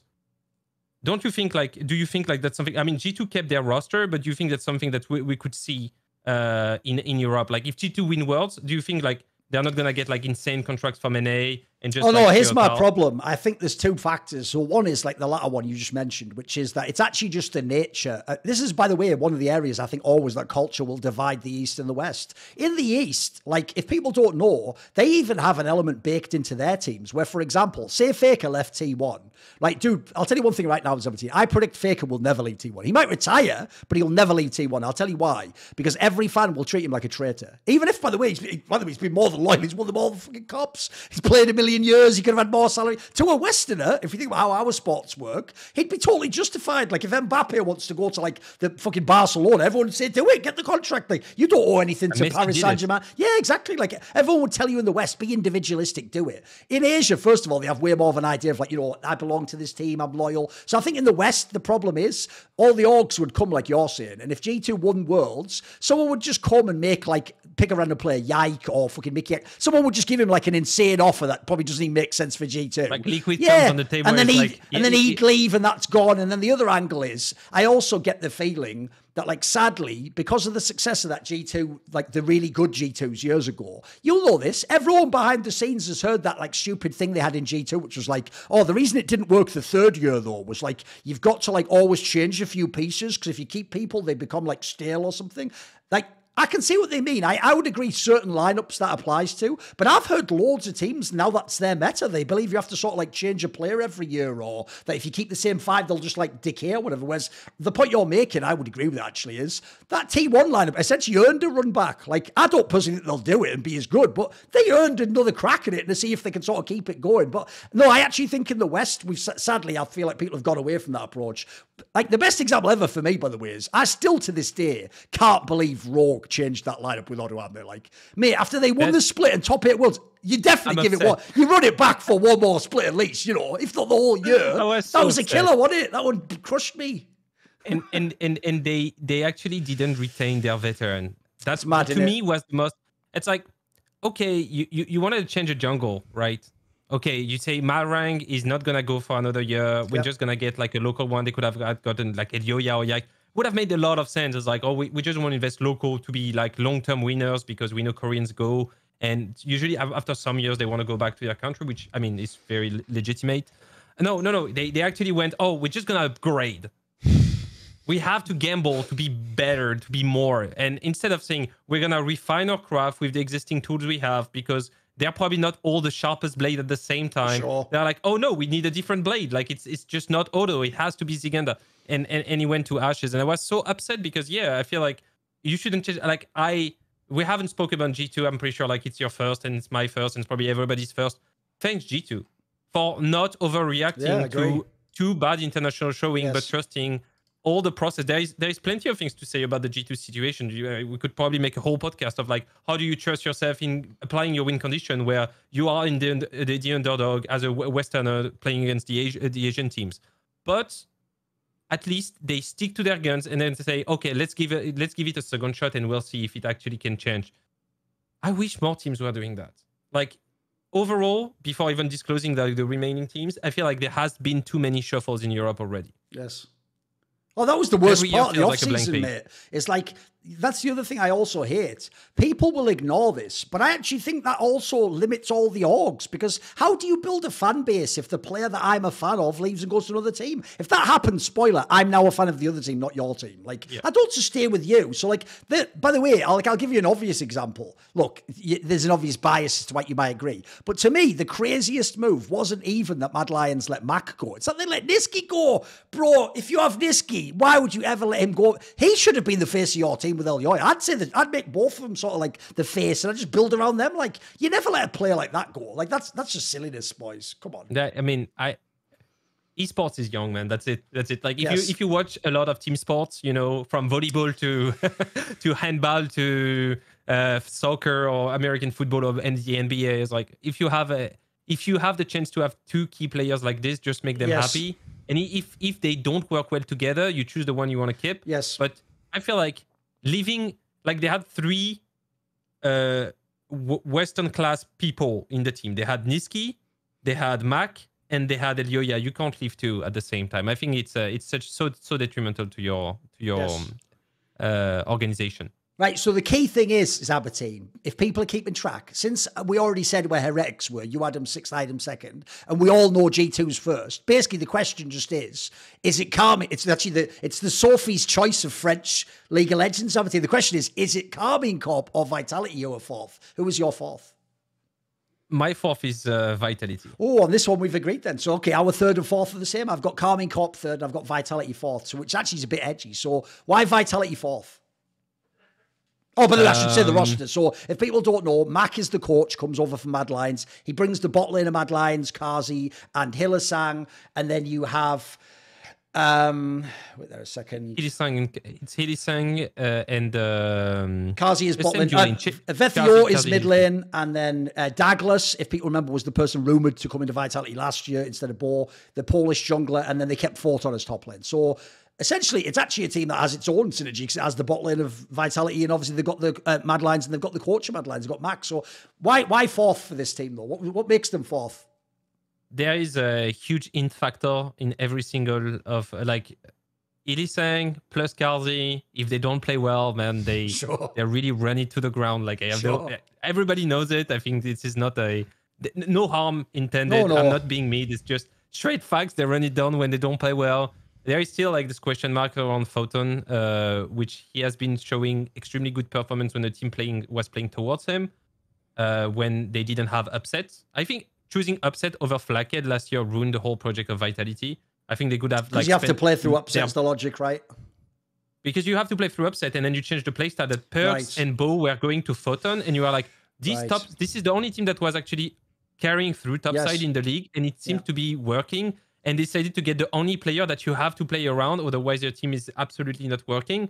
And it changed the whole paradigm. And I feel like Photon didn't understand what was his role then. Right. So Bo and Photon were like, what are we supposed to do? We just used to play around. And Bo is so good around playing around top lane. I think Bo reminds me of like what Dardoch was doing, you know, in the LCS back then. He was playing on Huni.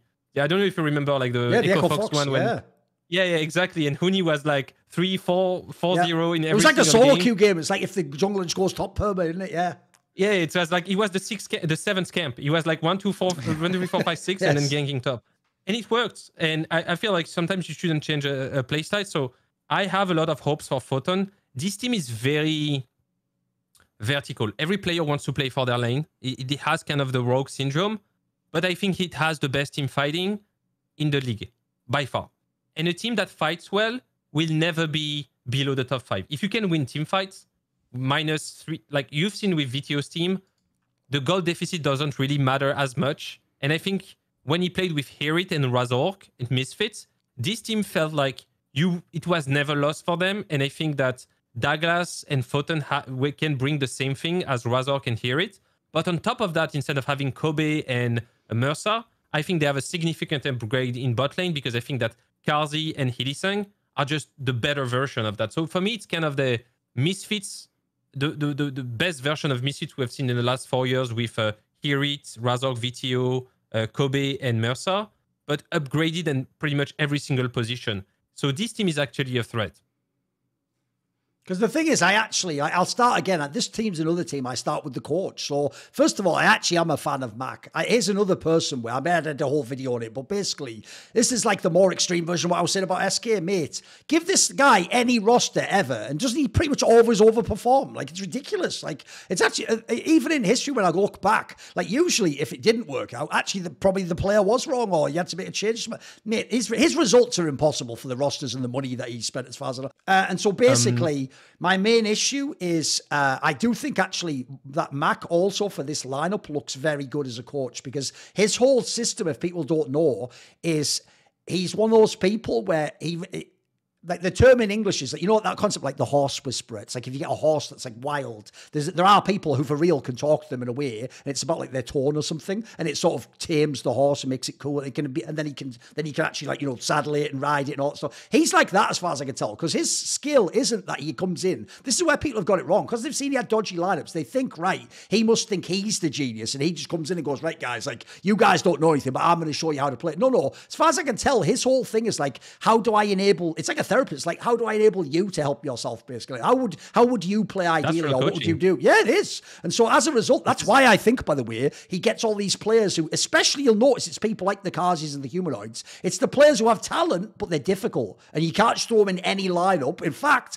you put them in the wrong lineup, they might even look bad. The team might look bad. But when they're in his lineups, they look great. So the good news is, I agree with you. He's got the int players, but he's also the guy to coach the int players. That's my angle. So first of all, he's got the same bot lane. And by the way, that bot lane was looking dynamite last year. Like, what I've never seen Kazi play better than that, mate. He looked really fucking good at times. He even actually, again, remember Hylissang before he came to Mad Lions had that really bad split in Fnatic. He resurrected Hylissang. He brought out the best of Hylissang. He actually the guy looked like he had his passion for the game back again. I think he looked burned out when he was in Fnatic. And then on the top side of the map, right, the main concern obviously is your boy Vetio, because what I saw in XL, this is where I wonder, because people did tell me behind the scenes in Misfits, it's like, oh, maybe you're like overrating him, because I made it sound like he was the new Caps. It's like they said, like, he is obviously, like, look, they saw the games, he was carrying, but they did tell me, like, look, he's a bit tricky behind the scenes. Like, his personality and his style, I mean, you have to sort of like, maybe you have to like handhold him a little bit. You have to get him through laning phase. You have to make him feel comfortable on his picks and not like he's like pressured and stuff. But I'll tell you what, you saw when he got under Peter Dunn, who Mac trained under,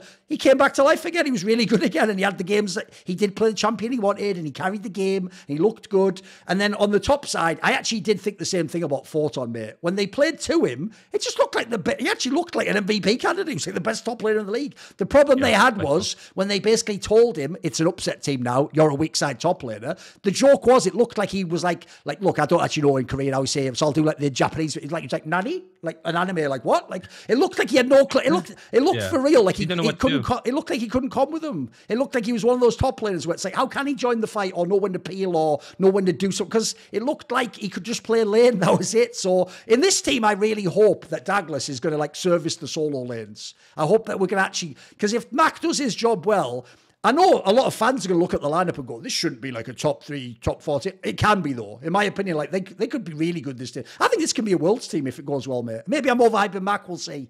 No, I 100% agree with you. You know, something that some people reported on my chat about what VTO said on his stream, he said, I thought I was good, and I discovered I was actually not good.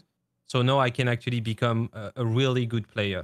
Right. And he said that after literally just the bootcamp of the winter. And as someone, I don't work with VTO anymore, but I've been working for multiple years with VTO.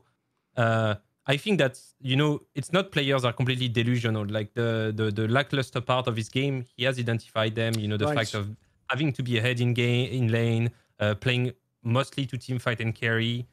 These things are identified, but you know, you can't just fix some problems without being put into the situation. How many times in Excel has VTO had the chance to play Lissandra and play serviceable? Never. How many did Team Heretics need a serviceable mid laner? Absolutely not. They needed a carry. So obviously he played the carry. So I feel like this roster is the first time since VTO switched from the LFL to the LEC, even though it's been multiple years, that he's not only surrounded by staff that has the expertise to teach him things about the games that he hasn't experienced, but as well put him into this situation in Scrim and on stage to him to figure out how to expand his playstyle. So I would say that I'm on your side with the fact that he hasn't shown this so far. So there is this question mark about vitality. but it is the first time that he can learn. So I think that if he manages to show improvement in that region of the game, then he might be the guy that we were praising 2 years ago about being actually potentially the best mid laner in the league. So there is a lot of... I don't see Vitality having a lot of downsides, besides having these hoopsies in lane, sometimes for Carzzy and Hylissang, what this bad game of VTO or Photon overextending when they're playing bot side. But overall, you don't see them not making out of groups. You don't see them you see them in BO5 already, because they are a team that who's going to beat them in team fight aside from G2 and maybe Rogue. By the way, there's another angle I want to hit. Players. When you say that as well, I want people to think of in past teams. So as you say, in Misfits, the real joke is it was just team fights that won that team every bloody game. What would happen was you had Vethior and a carry champ, and then you had Neon and one of the two champs that was super sick fucking it. And then those two players, mid and AD, just used to be the main carries of the team fight and just do all the work, and Irrelevant was just a tank. The joke in this team is, mate, Carzzy already is arguably the best ADC at team fighting. Vethior's going to be in his dream. This is actually this could be a more powerful version of Vethior Neon. And so, yeah, I'm with you, mate. I actually think teamfight should be the strength of this team. Sometimes Europe does produce those teams that are the side lane team or the objective team. No, this team should just be a flat out 5v5 front to back team. This should be dynamite if they do it well, in my opinion. Yeah, by the way, also one of my favourite ways to win in League of Legends is why if people don't know why I'm biased, I say I think JDG is still the best team ever. It's because, mate, team fighting is, in my opinion, the most important team skill in League of Legends if you want to win. And if you have it, I'm with you. It means that I think the floor has to be pretty high for this team. There's no way, surely there's no way this team could be 7th. You know what I mean? Surely not. I mean, you have to explain to me how the meta has to drastically change in a way that either people don't team fight anymore, or there is not a single good teamfight champion for neither Photon, Carzzy, or VTO at the same time. So if that happens, they will become 7 or 8.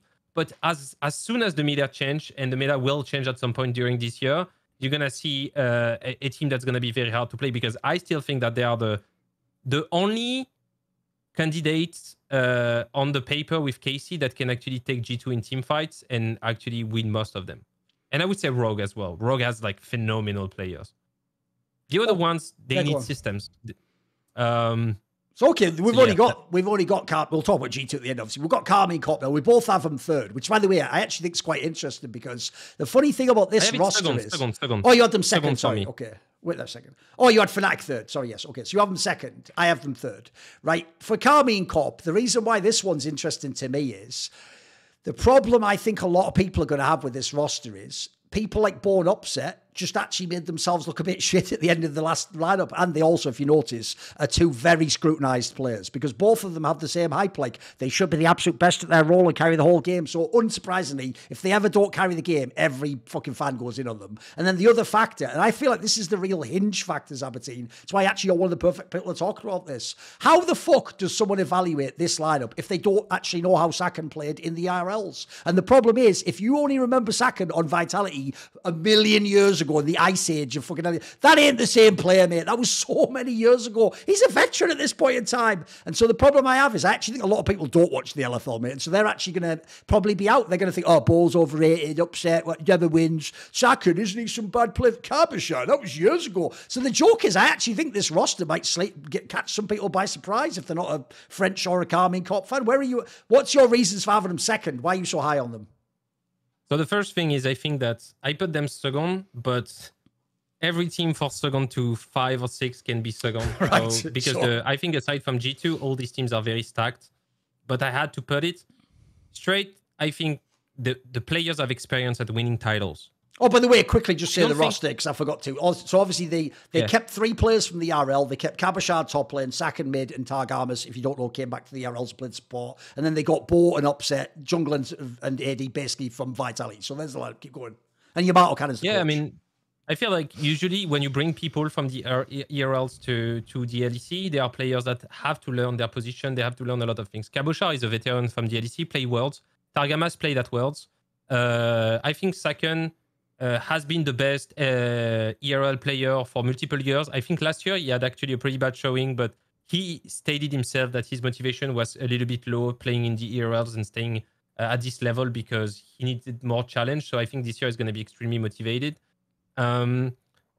these players won titles so many times. They've played so many clutch BO5s. They played so many tense situations that they are not rookies. They are not. Yes, they're coming from the ARLs, but they have more approach. They have more track record than VTO. They have more track records than any guys at SK besides Nisqy. They have more track records than anyone, probably even at BDS. So these players are dangerous. I don't think that Saken and Cabochard are like exceptional in comparison to the LEC, the way they were at their LFL time, sorry. But the upgrade at the jungle position from Cienkrof to Bo, and seeing Bo speak and shot call in-house made me realize that the game is already figured out. When you have Bo in your team, and I'm very surprised that Vitality didn't play better last year, the guy says everything. You have nothing to do. The play is called by himself. Bo is like, oh, enemy jungle has no flash, he can play bot side, we dive bot in next wave. So you just have to click on the minions, man. That's it. So for this reason, I think Bo is going to make a lot of calls. The only question mark I have in the back of my head with this team is Upset. Can they make Cabochard, Bo, Upset work at the same time is a question mark, and how good Saken is going to be versus the mid in LEC. But on the paper, there is really nothing among the mid laners in LEC or the mid jungles that make me scared for the pair Saken and Bo. I think for what you lose with Saken, you get it with Bo. And for this reason, and the fact that there is a whole culture of playing high-intensity matches and winning titles with Karmine, I think they're going to come in for themselves with the expectation of being a top team, and that helps you a lot when you start.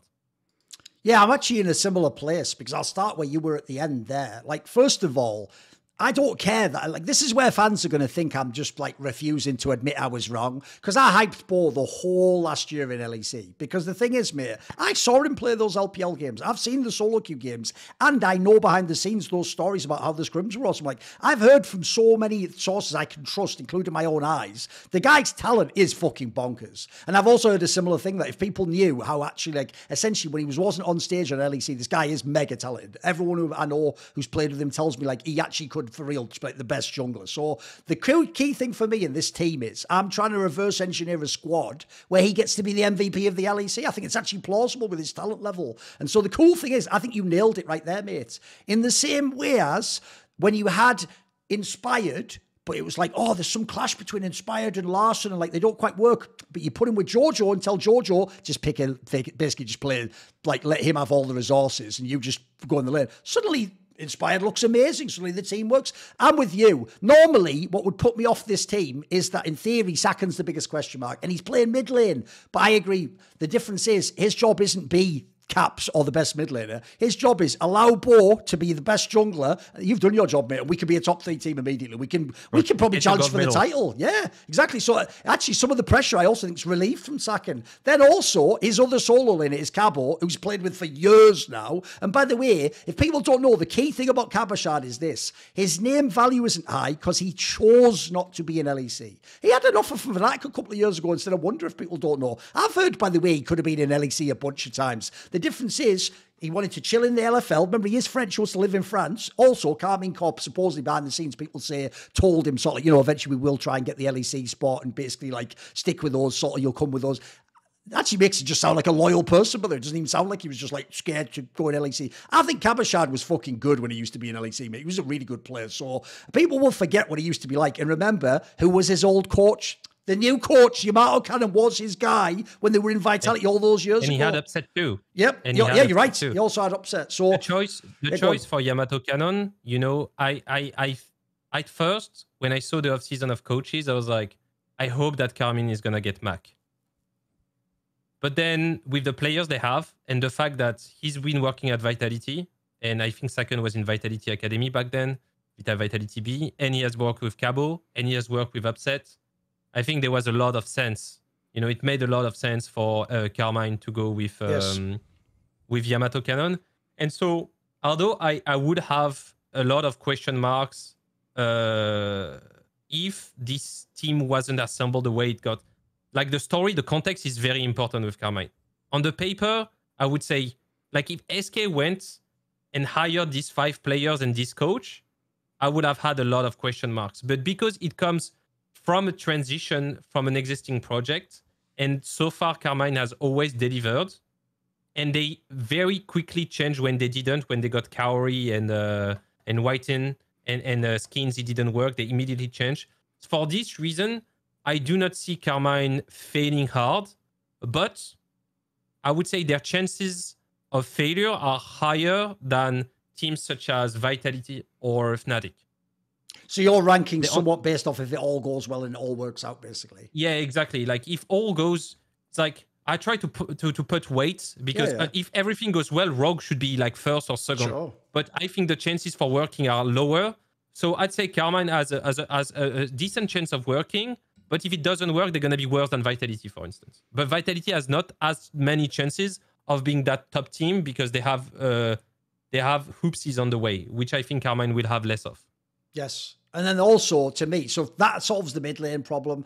I'll be honest with you, at a minimum, I'll tell you right now, Kabashan will be a top laner. I think he has a chance, by the way, to be really good as well because he's so experienced. And then everyone knows I'm a mad biased Upset fan. But here's the thing. It's like, to me, in the same way as I make Larson my new Froggen, Upset is obviously my new Forgiven, isn't he? Here's the thing. If you do play his way though, mate, and you do give him those champions, he can fucking carry some games.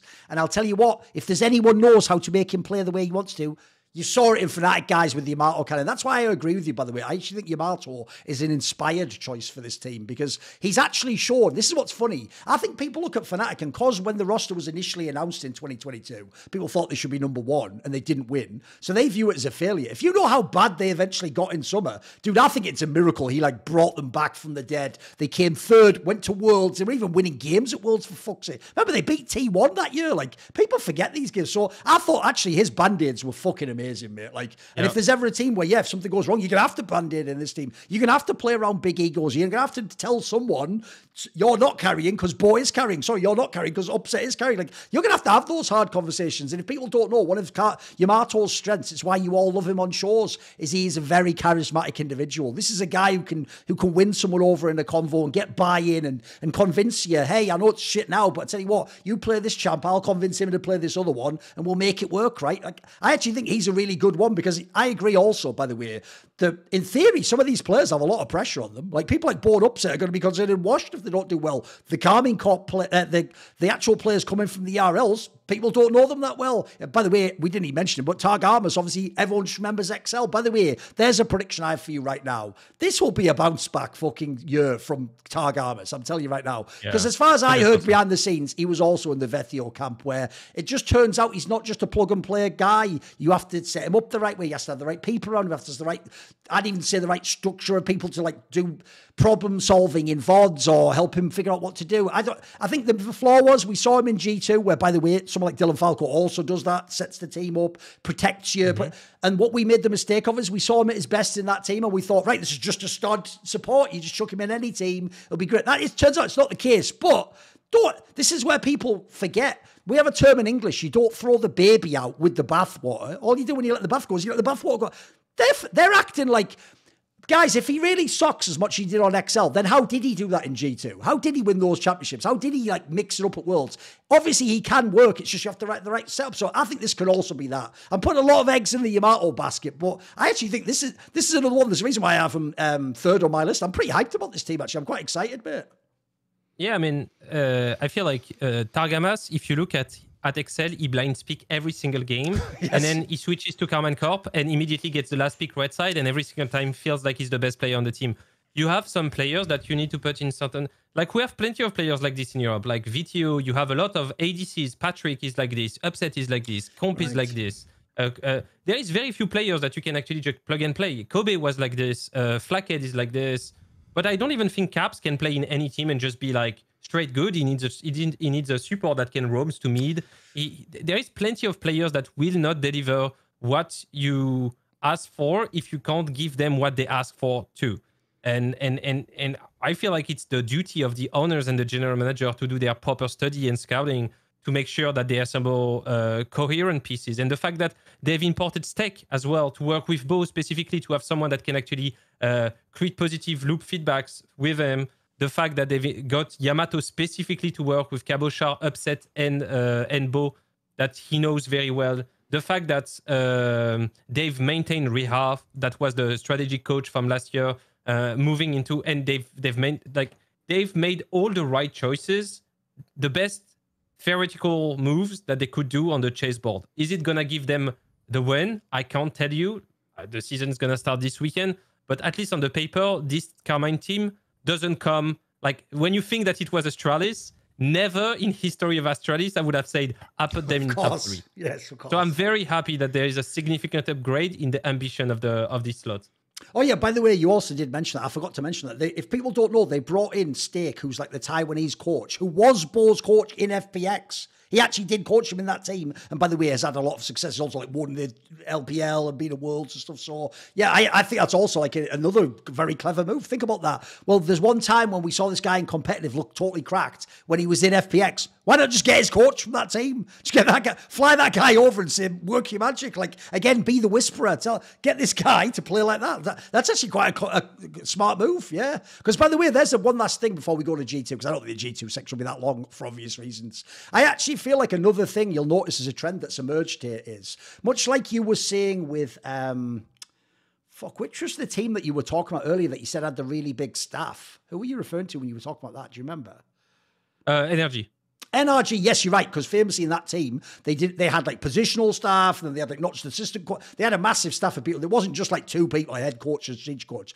That's also another thing, by the way, I feel like we have to move beyond. Now, I will admit, this is actually an area, by the way, where I think the Asian teams are behind, because they still stick with that system. They have like the head coach, the strategic coach, and they're like an analyst or whatever, right? I actually think if you look, people like Peter Dunne, if you don't know, by the way, guys, Mac and Duke came from Peter Dunne. They were under him, proved themselves, and then they got to be in their own teams. I think another thing as well in the West I want to see more of is these bigger coaching staffs where you don't just have like one guy or two. Like in this case, this is a great example. You've got some people to specifically be for certain players. So like this guy can help him. He knows this guy. I think that's a great approach too. I think the more support staff you have that work, you can bring so. In the past, people would have said, well, what are they doing? Like, I think if you have tricky players, maybe it's worth it to have like a handler almost, or someone that knows that guy's specific weird quirks or whatever, you know.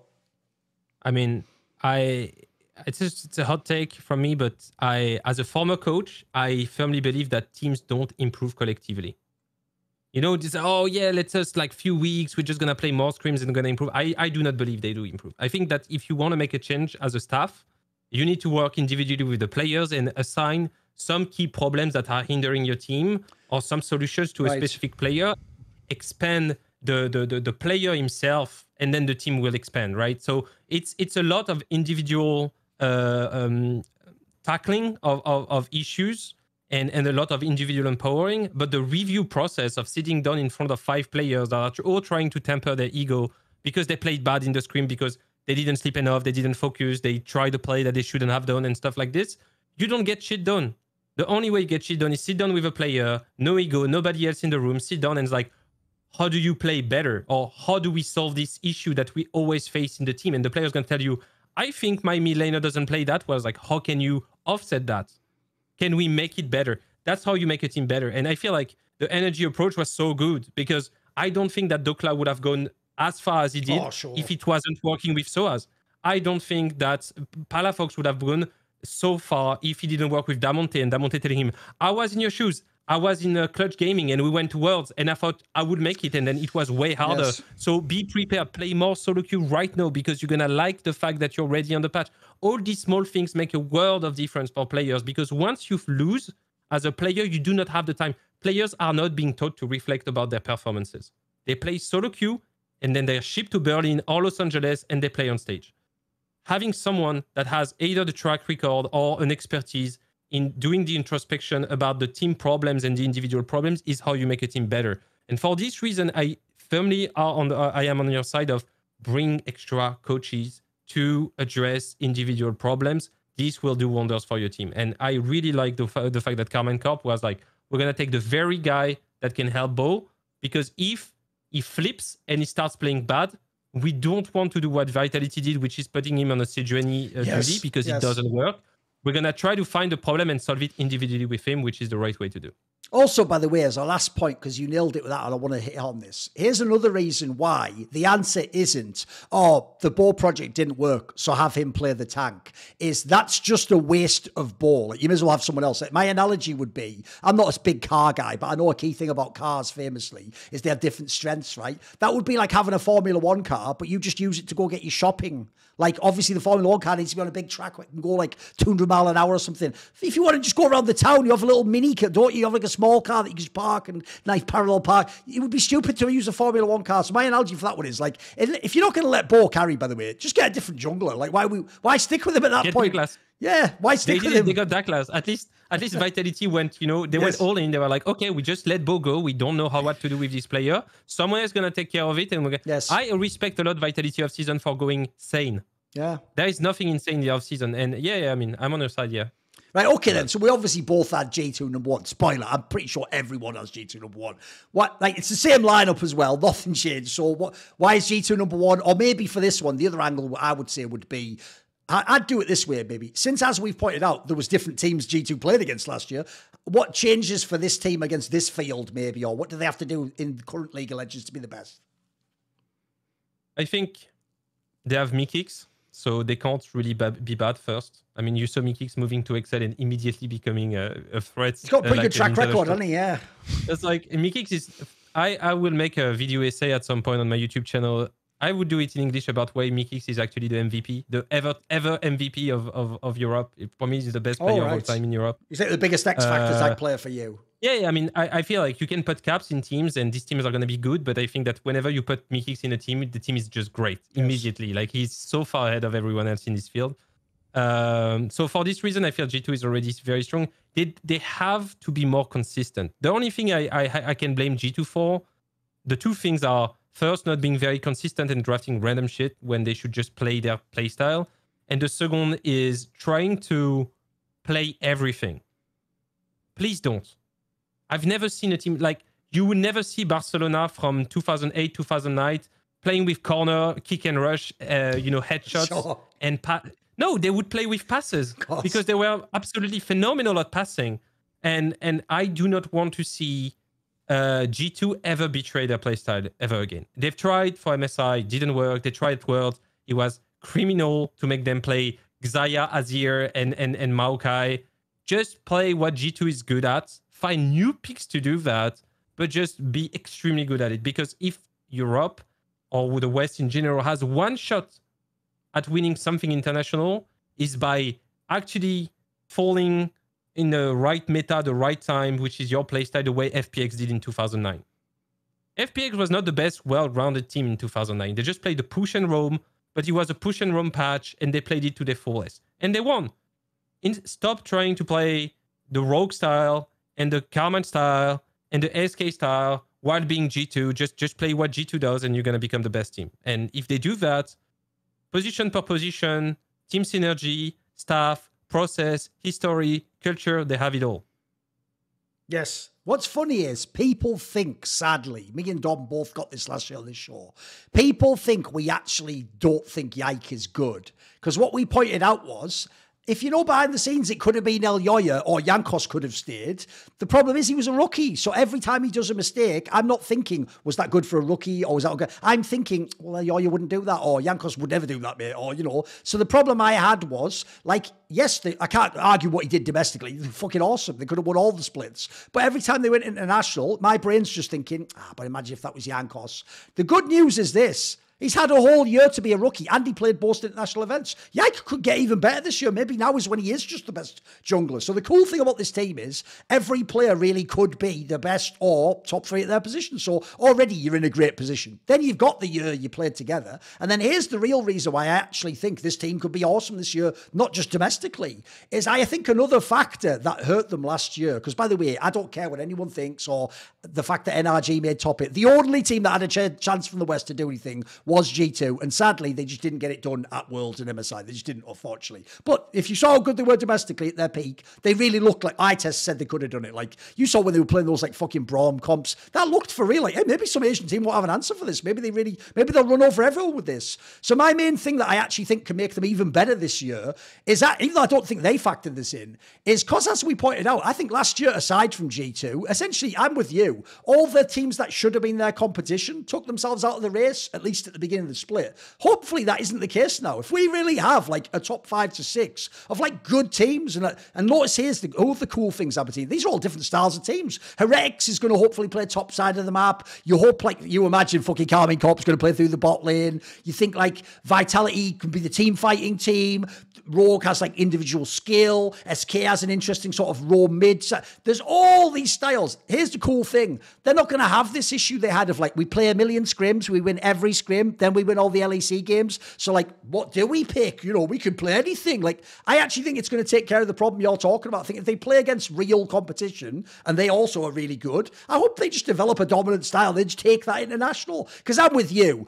You nailed it on that one. If you don't know, guys, you would never in a million years want to see fucking Caps, Azir, and Zaya on Hansama. Like, these guys are gods on the other champions that they play, but like, you've essentially like crippled the team by putting them on these picks. So if there's ever a team that should not, I agree, play like meta League of Legends, just play when you've got players as good as this. And by the way, I think Dylan Falco's a brilliant coach at bringing the team together and the structure and who we're going to play through. You can do what ST1 did. Be the outlier and play your picks. If you do that, I actually think for real, they can do what they promised they would do last year but didn't, which is you could make like the top 8 Worlds and for real challenge. Like, if you'd have been in that position with this lineup and played way, but you maybe could have done something. You could have given them a scare or won games off them. So even though I'm not going to say like they're like fucking gods or whatever, they've still got some issues in the team. I'm actually fairly confident that Europe's going to help them fight. Instead of them carrying Europe, hopefully Europe can elevate them, as it were. Yeah, I mean, if you look at the good years, the time we were relevant, it was 2015, we had Origin and Fnatic fighting for first. In 2018, we had G2 and Fnatic fighting for first, and we sent 2 teams in semifinals. In 2019, I don't remember who was the runner-up, but since then, I feel like the G2 hasn't looked as dominant, but the fact that they still won made me realize how poor of a region we can be at points. I think last year we kind of hit an all-time bottom to me, because all the competition just run their projects to the ground. Yes, Fnatic kind of came back from hell with their like Trimby run, and they managed to be second, which is once again kind of a shame for the rest of the region that kind of had their roster the whole year. And it was a good chance to see Nisqy back on the international stage and see BDS.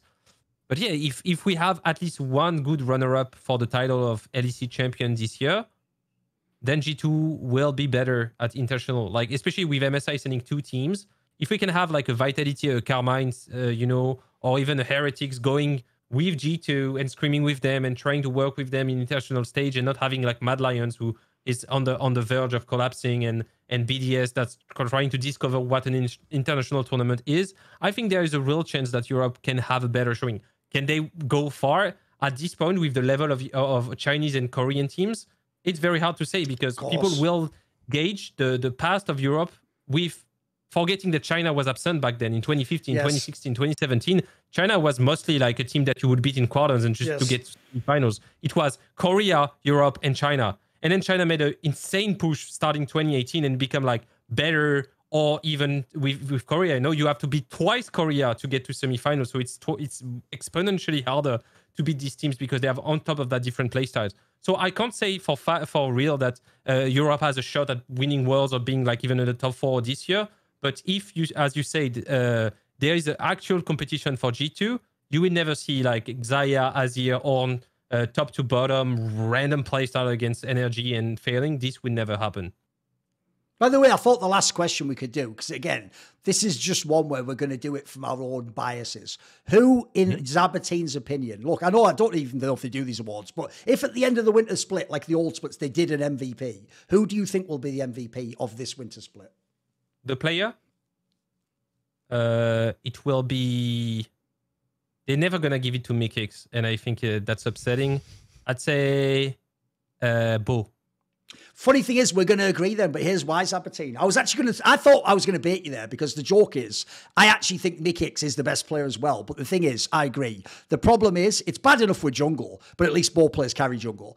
Fans, listen, you might tell me I know nothing about League, right? I know nothing about League compared to Sabatine or a pro player, right? After seeing how you guys analyse support players, I know way more about League than you random plebs because nobody sees what the support player does, mate. Like, the joke is, it's like what Keria did. Half the time, Keria would do some amazing, like, spell or move in the game, but obviously it just made Gumayusi get the kill, so the fan was like, oh my God, whoa, Gumayusi, like, they only see the kill, mate. They never see the setup, so I agree. If you support, it's really hard to win MVP, whereas the difference is, I'm with you, if Ball plays the way he can, on the Champions he can, it'll just be on your screen, guys. You'll just see him pop off and gank everyone. So I actually think that's who I'm picking as well. I'm saying, because if I expect Karmine Corp to be good, surely he will have a great season. So I think and that, by the way, what a cool storyline that would be as a bounce back from last year, right? And he looked like he might not have a job at the end of last year. Now he could be the MVP of the league. So yeah, right, there we go. I thought this was a good, like, first one to do. Obviously, we'll have some different co-hosts, but we will see Sabatine again at some point during the split. I also thought, by the way, the other cool thing about doing the list is, now with you, I can obviously reference, like, oh, you thought maybe they'd be like third or something. We'll have like we have a reference point for when we come back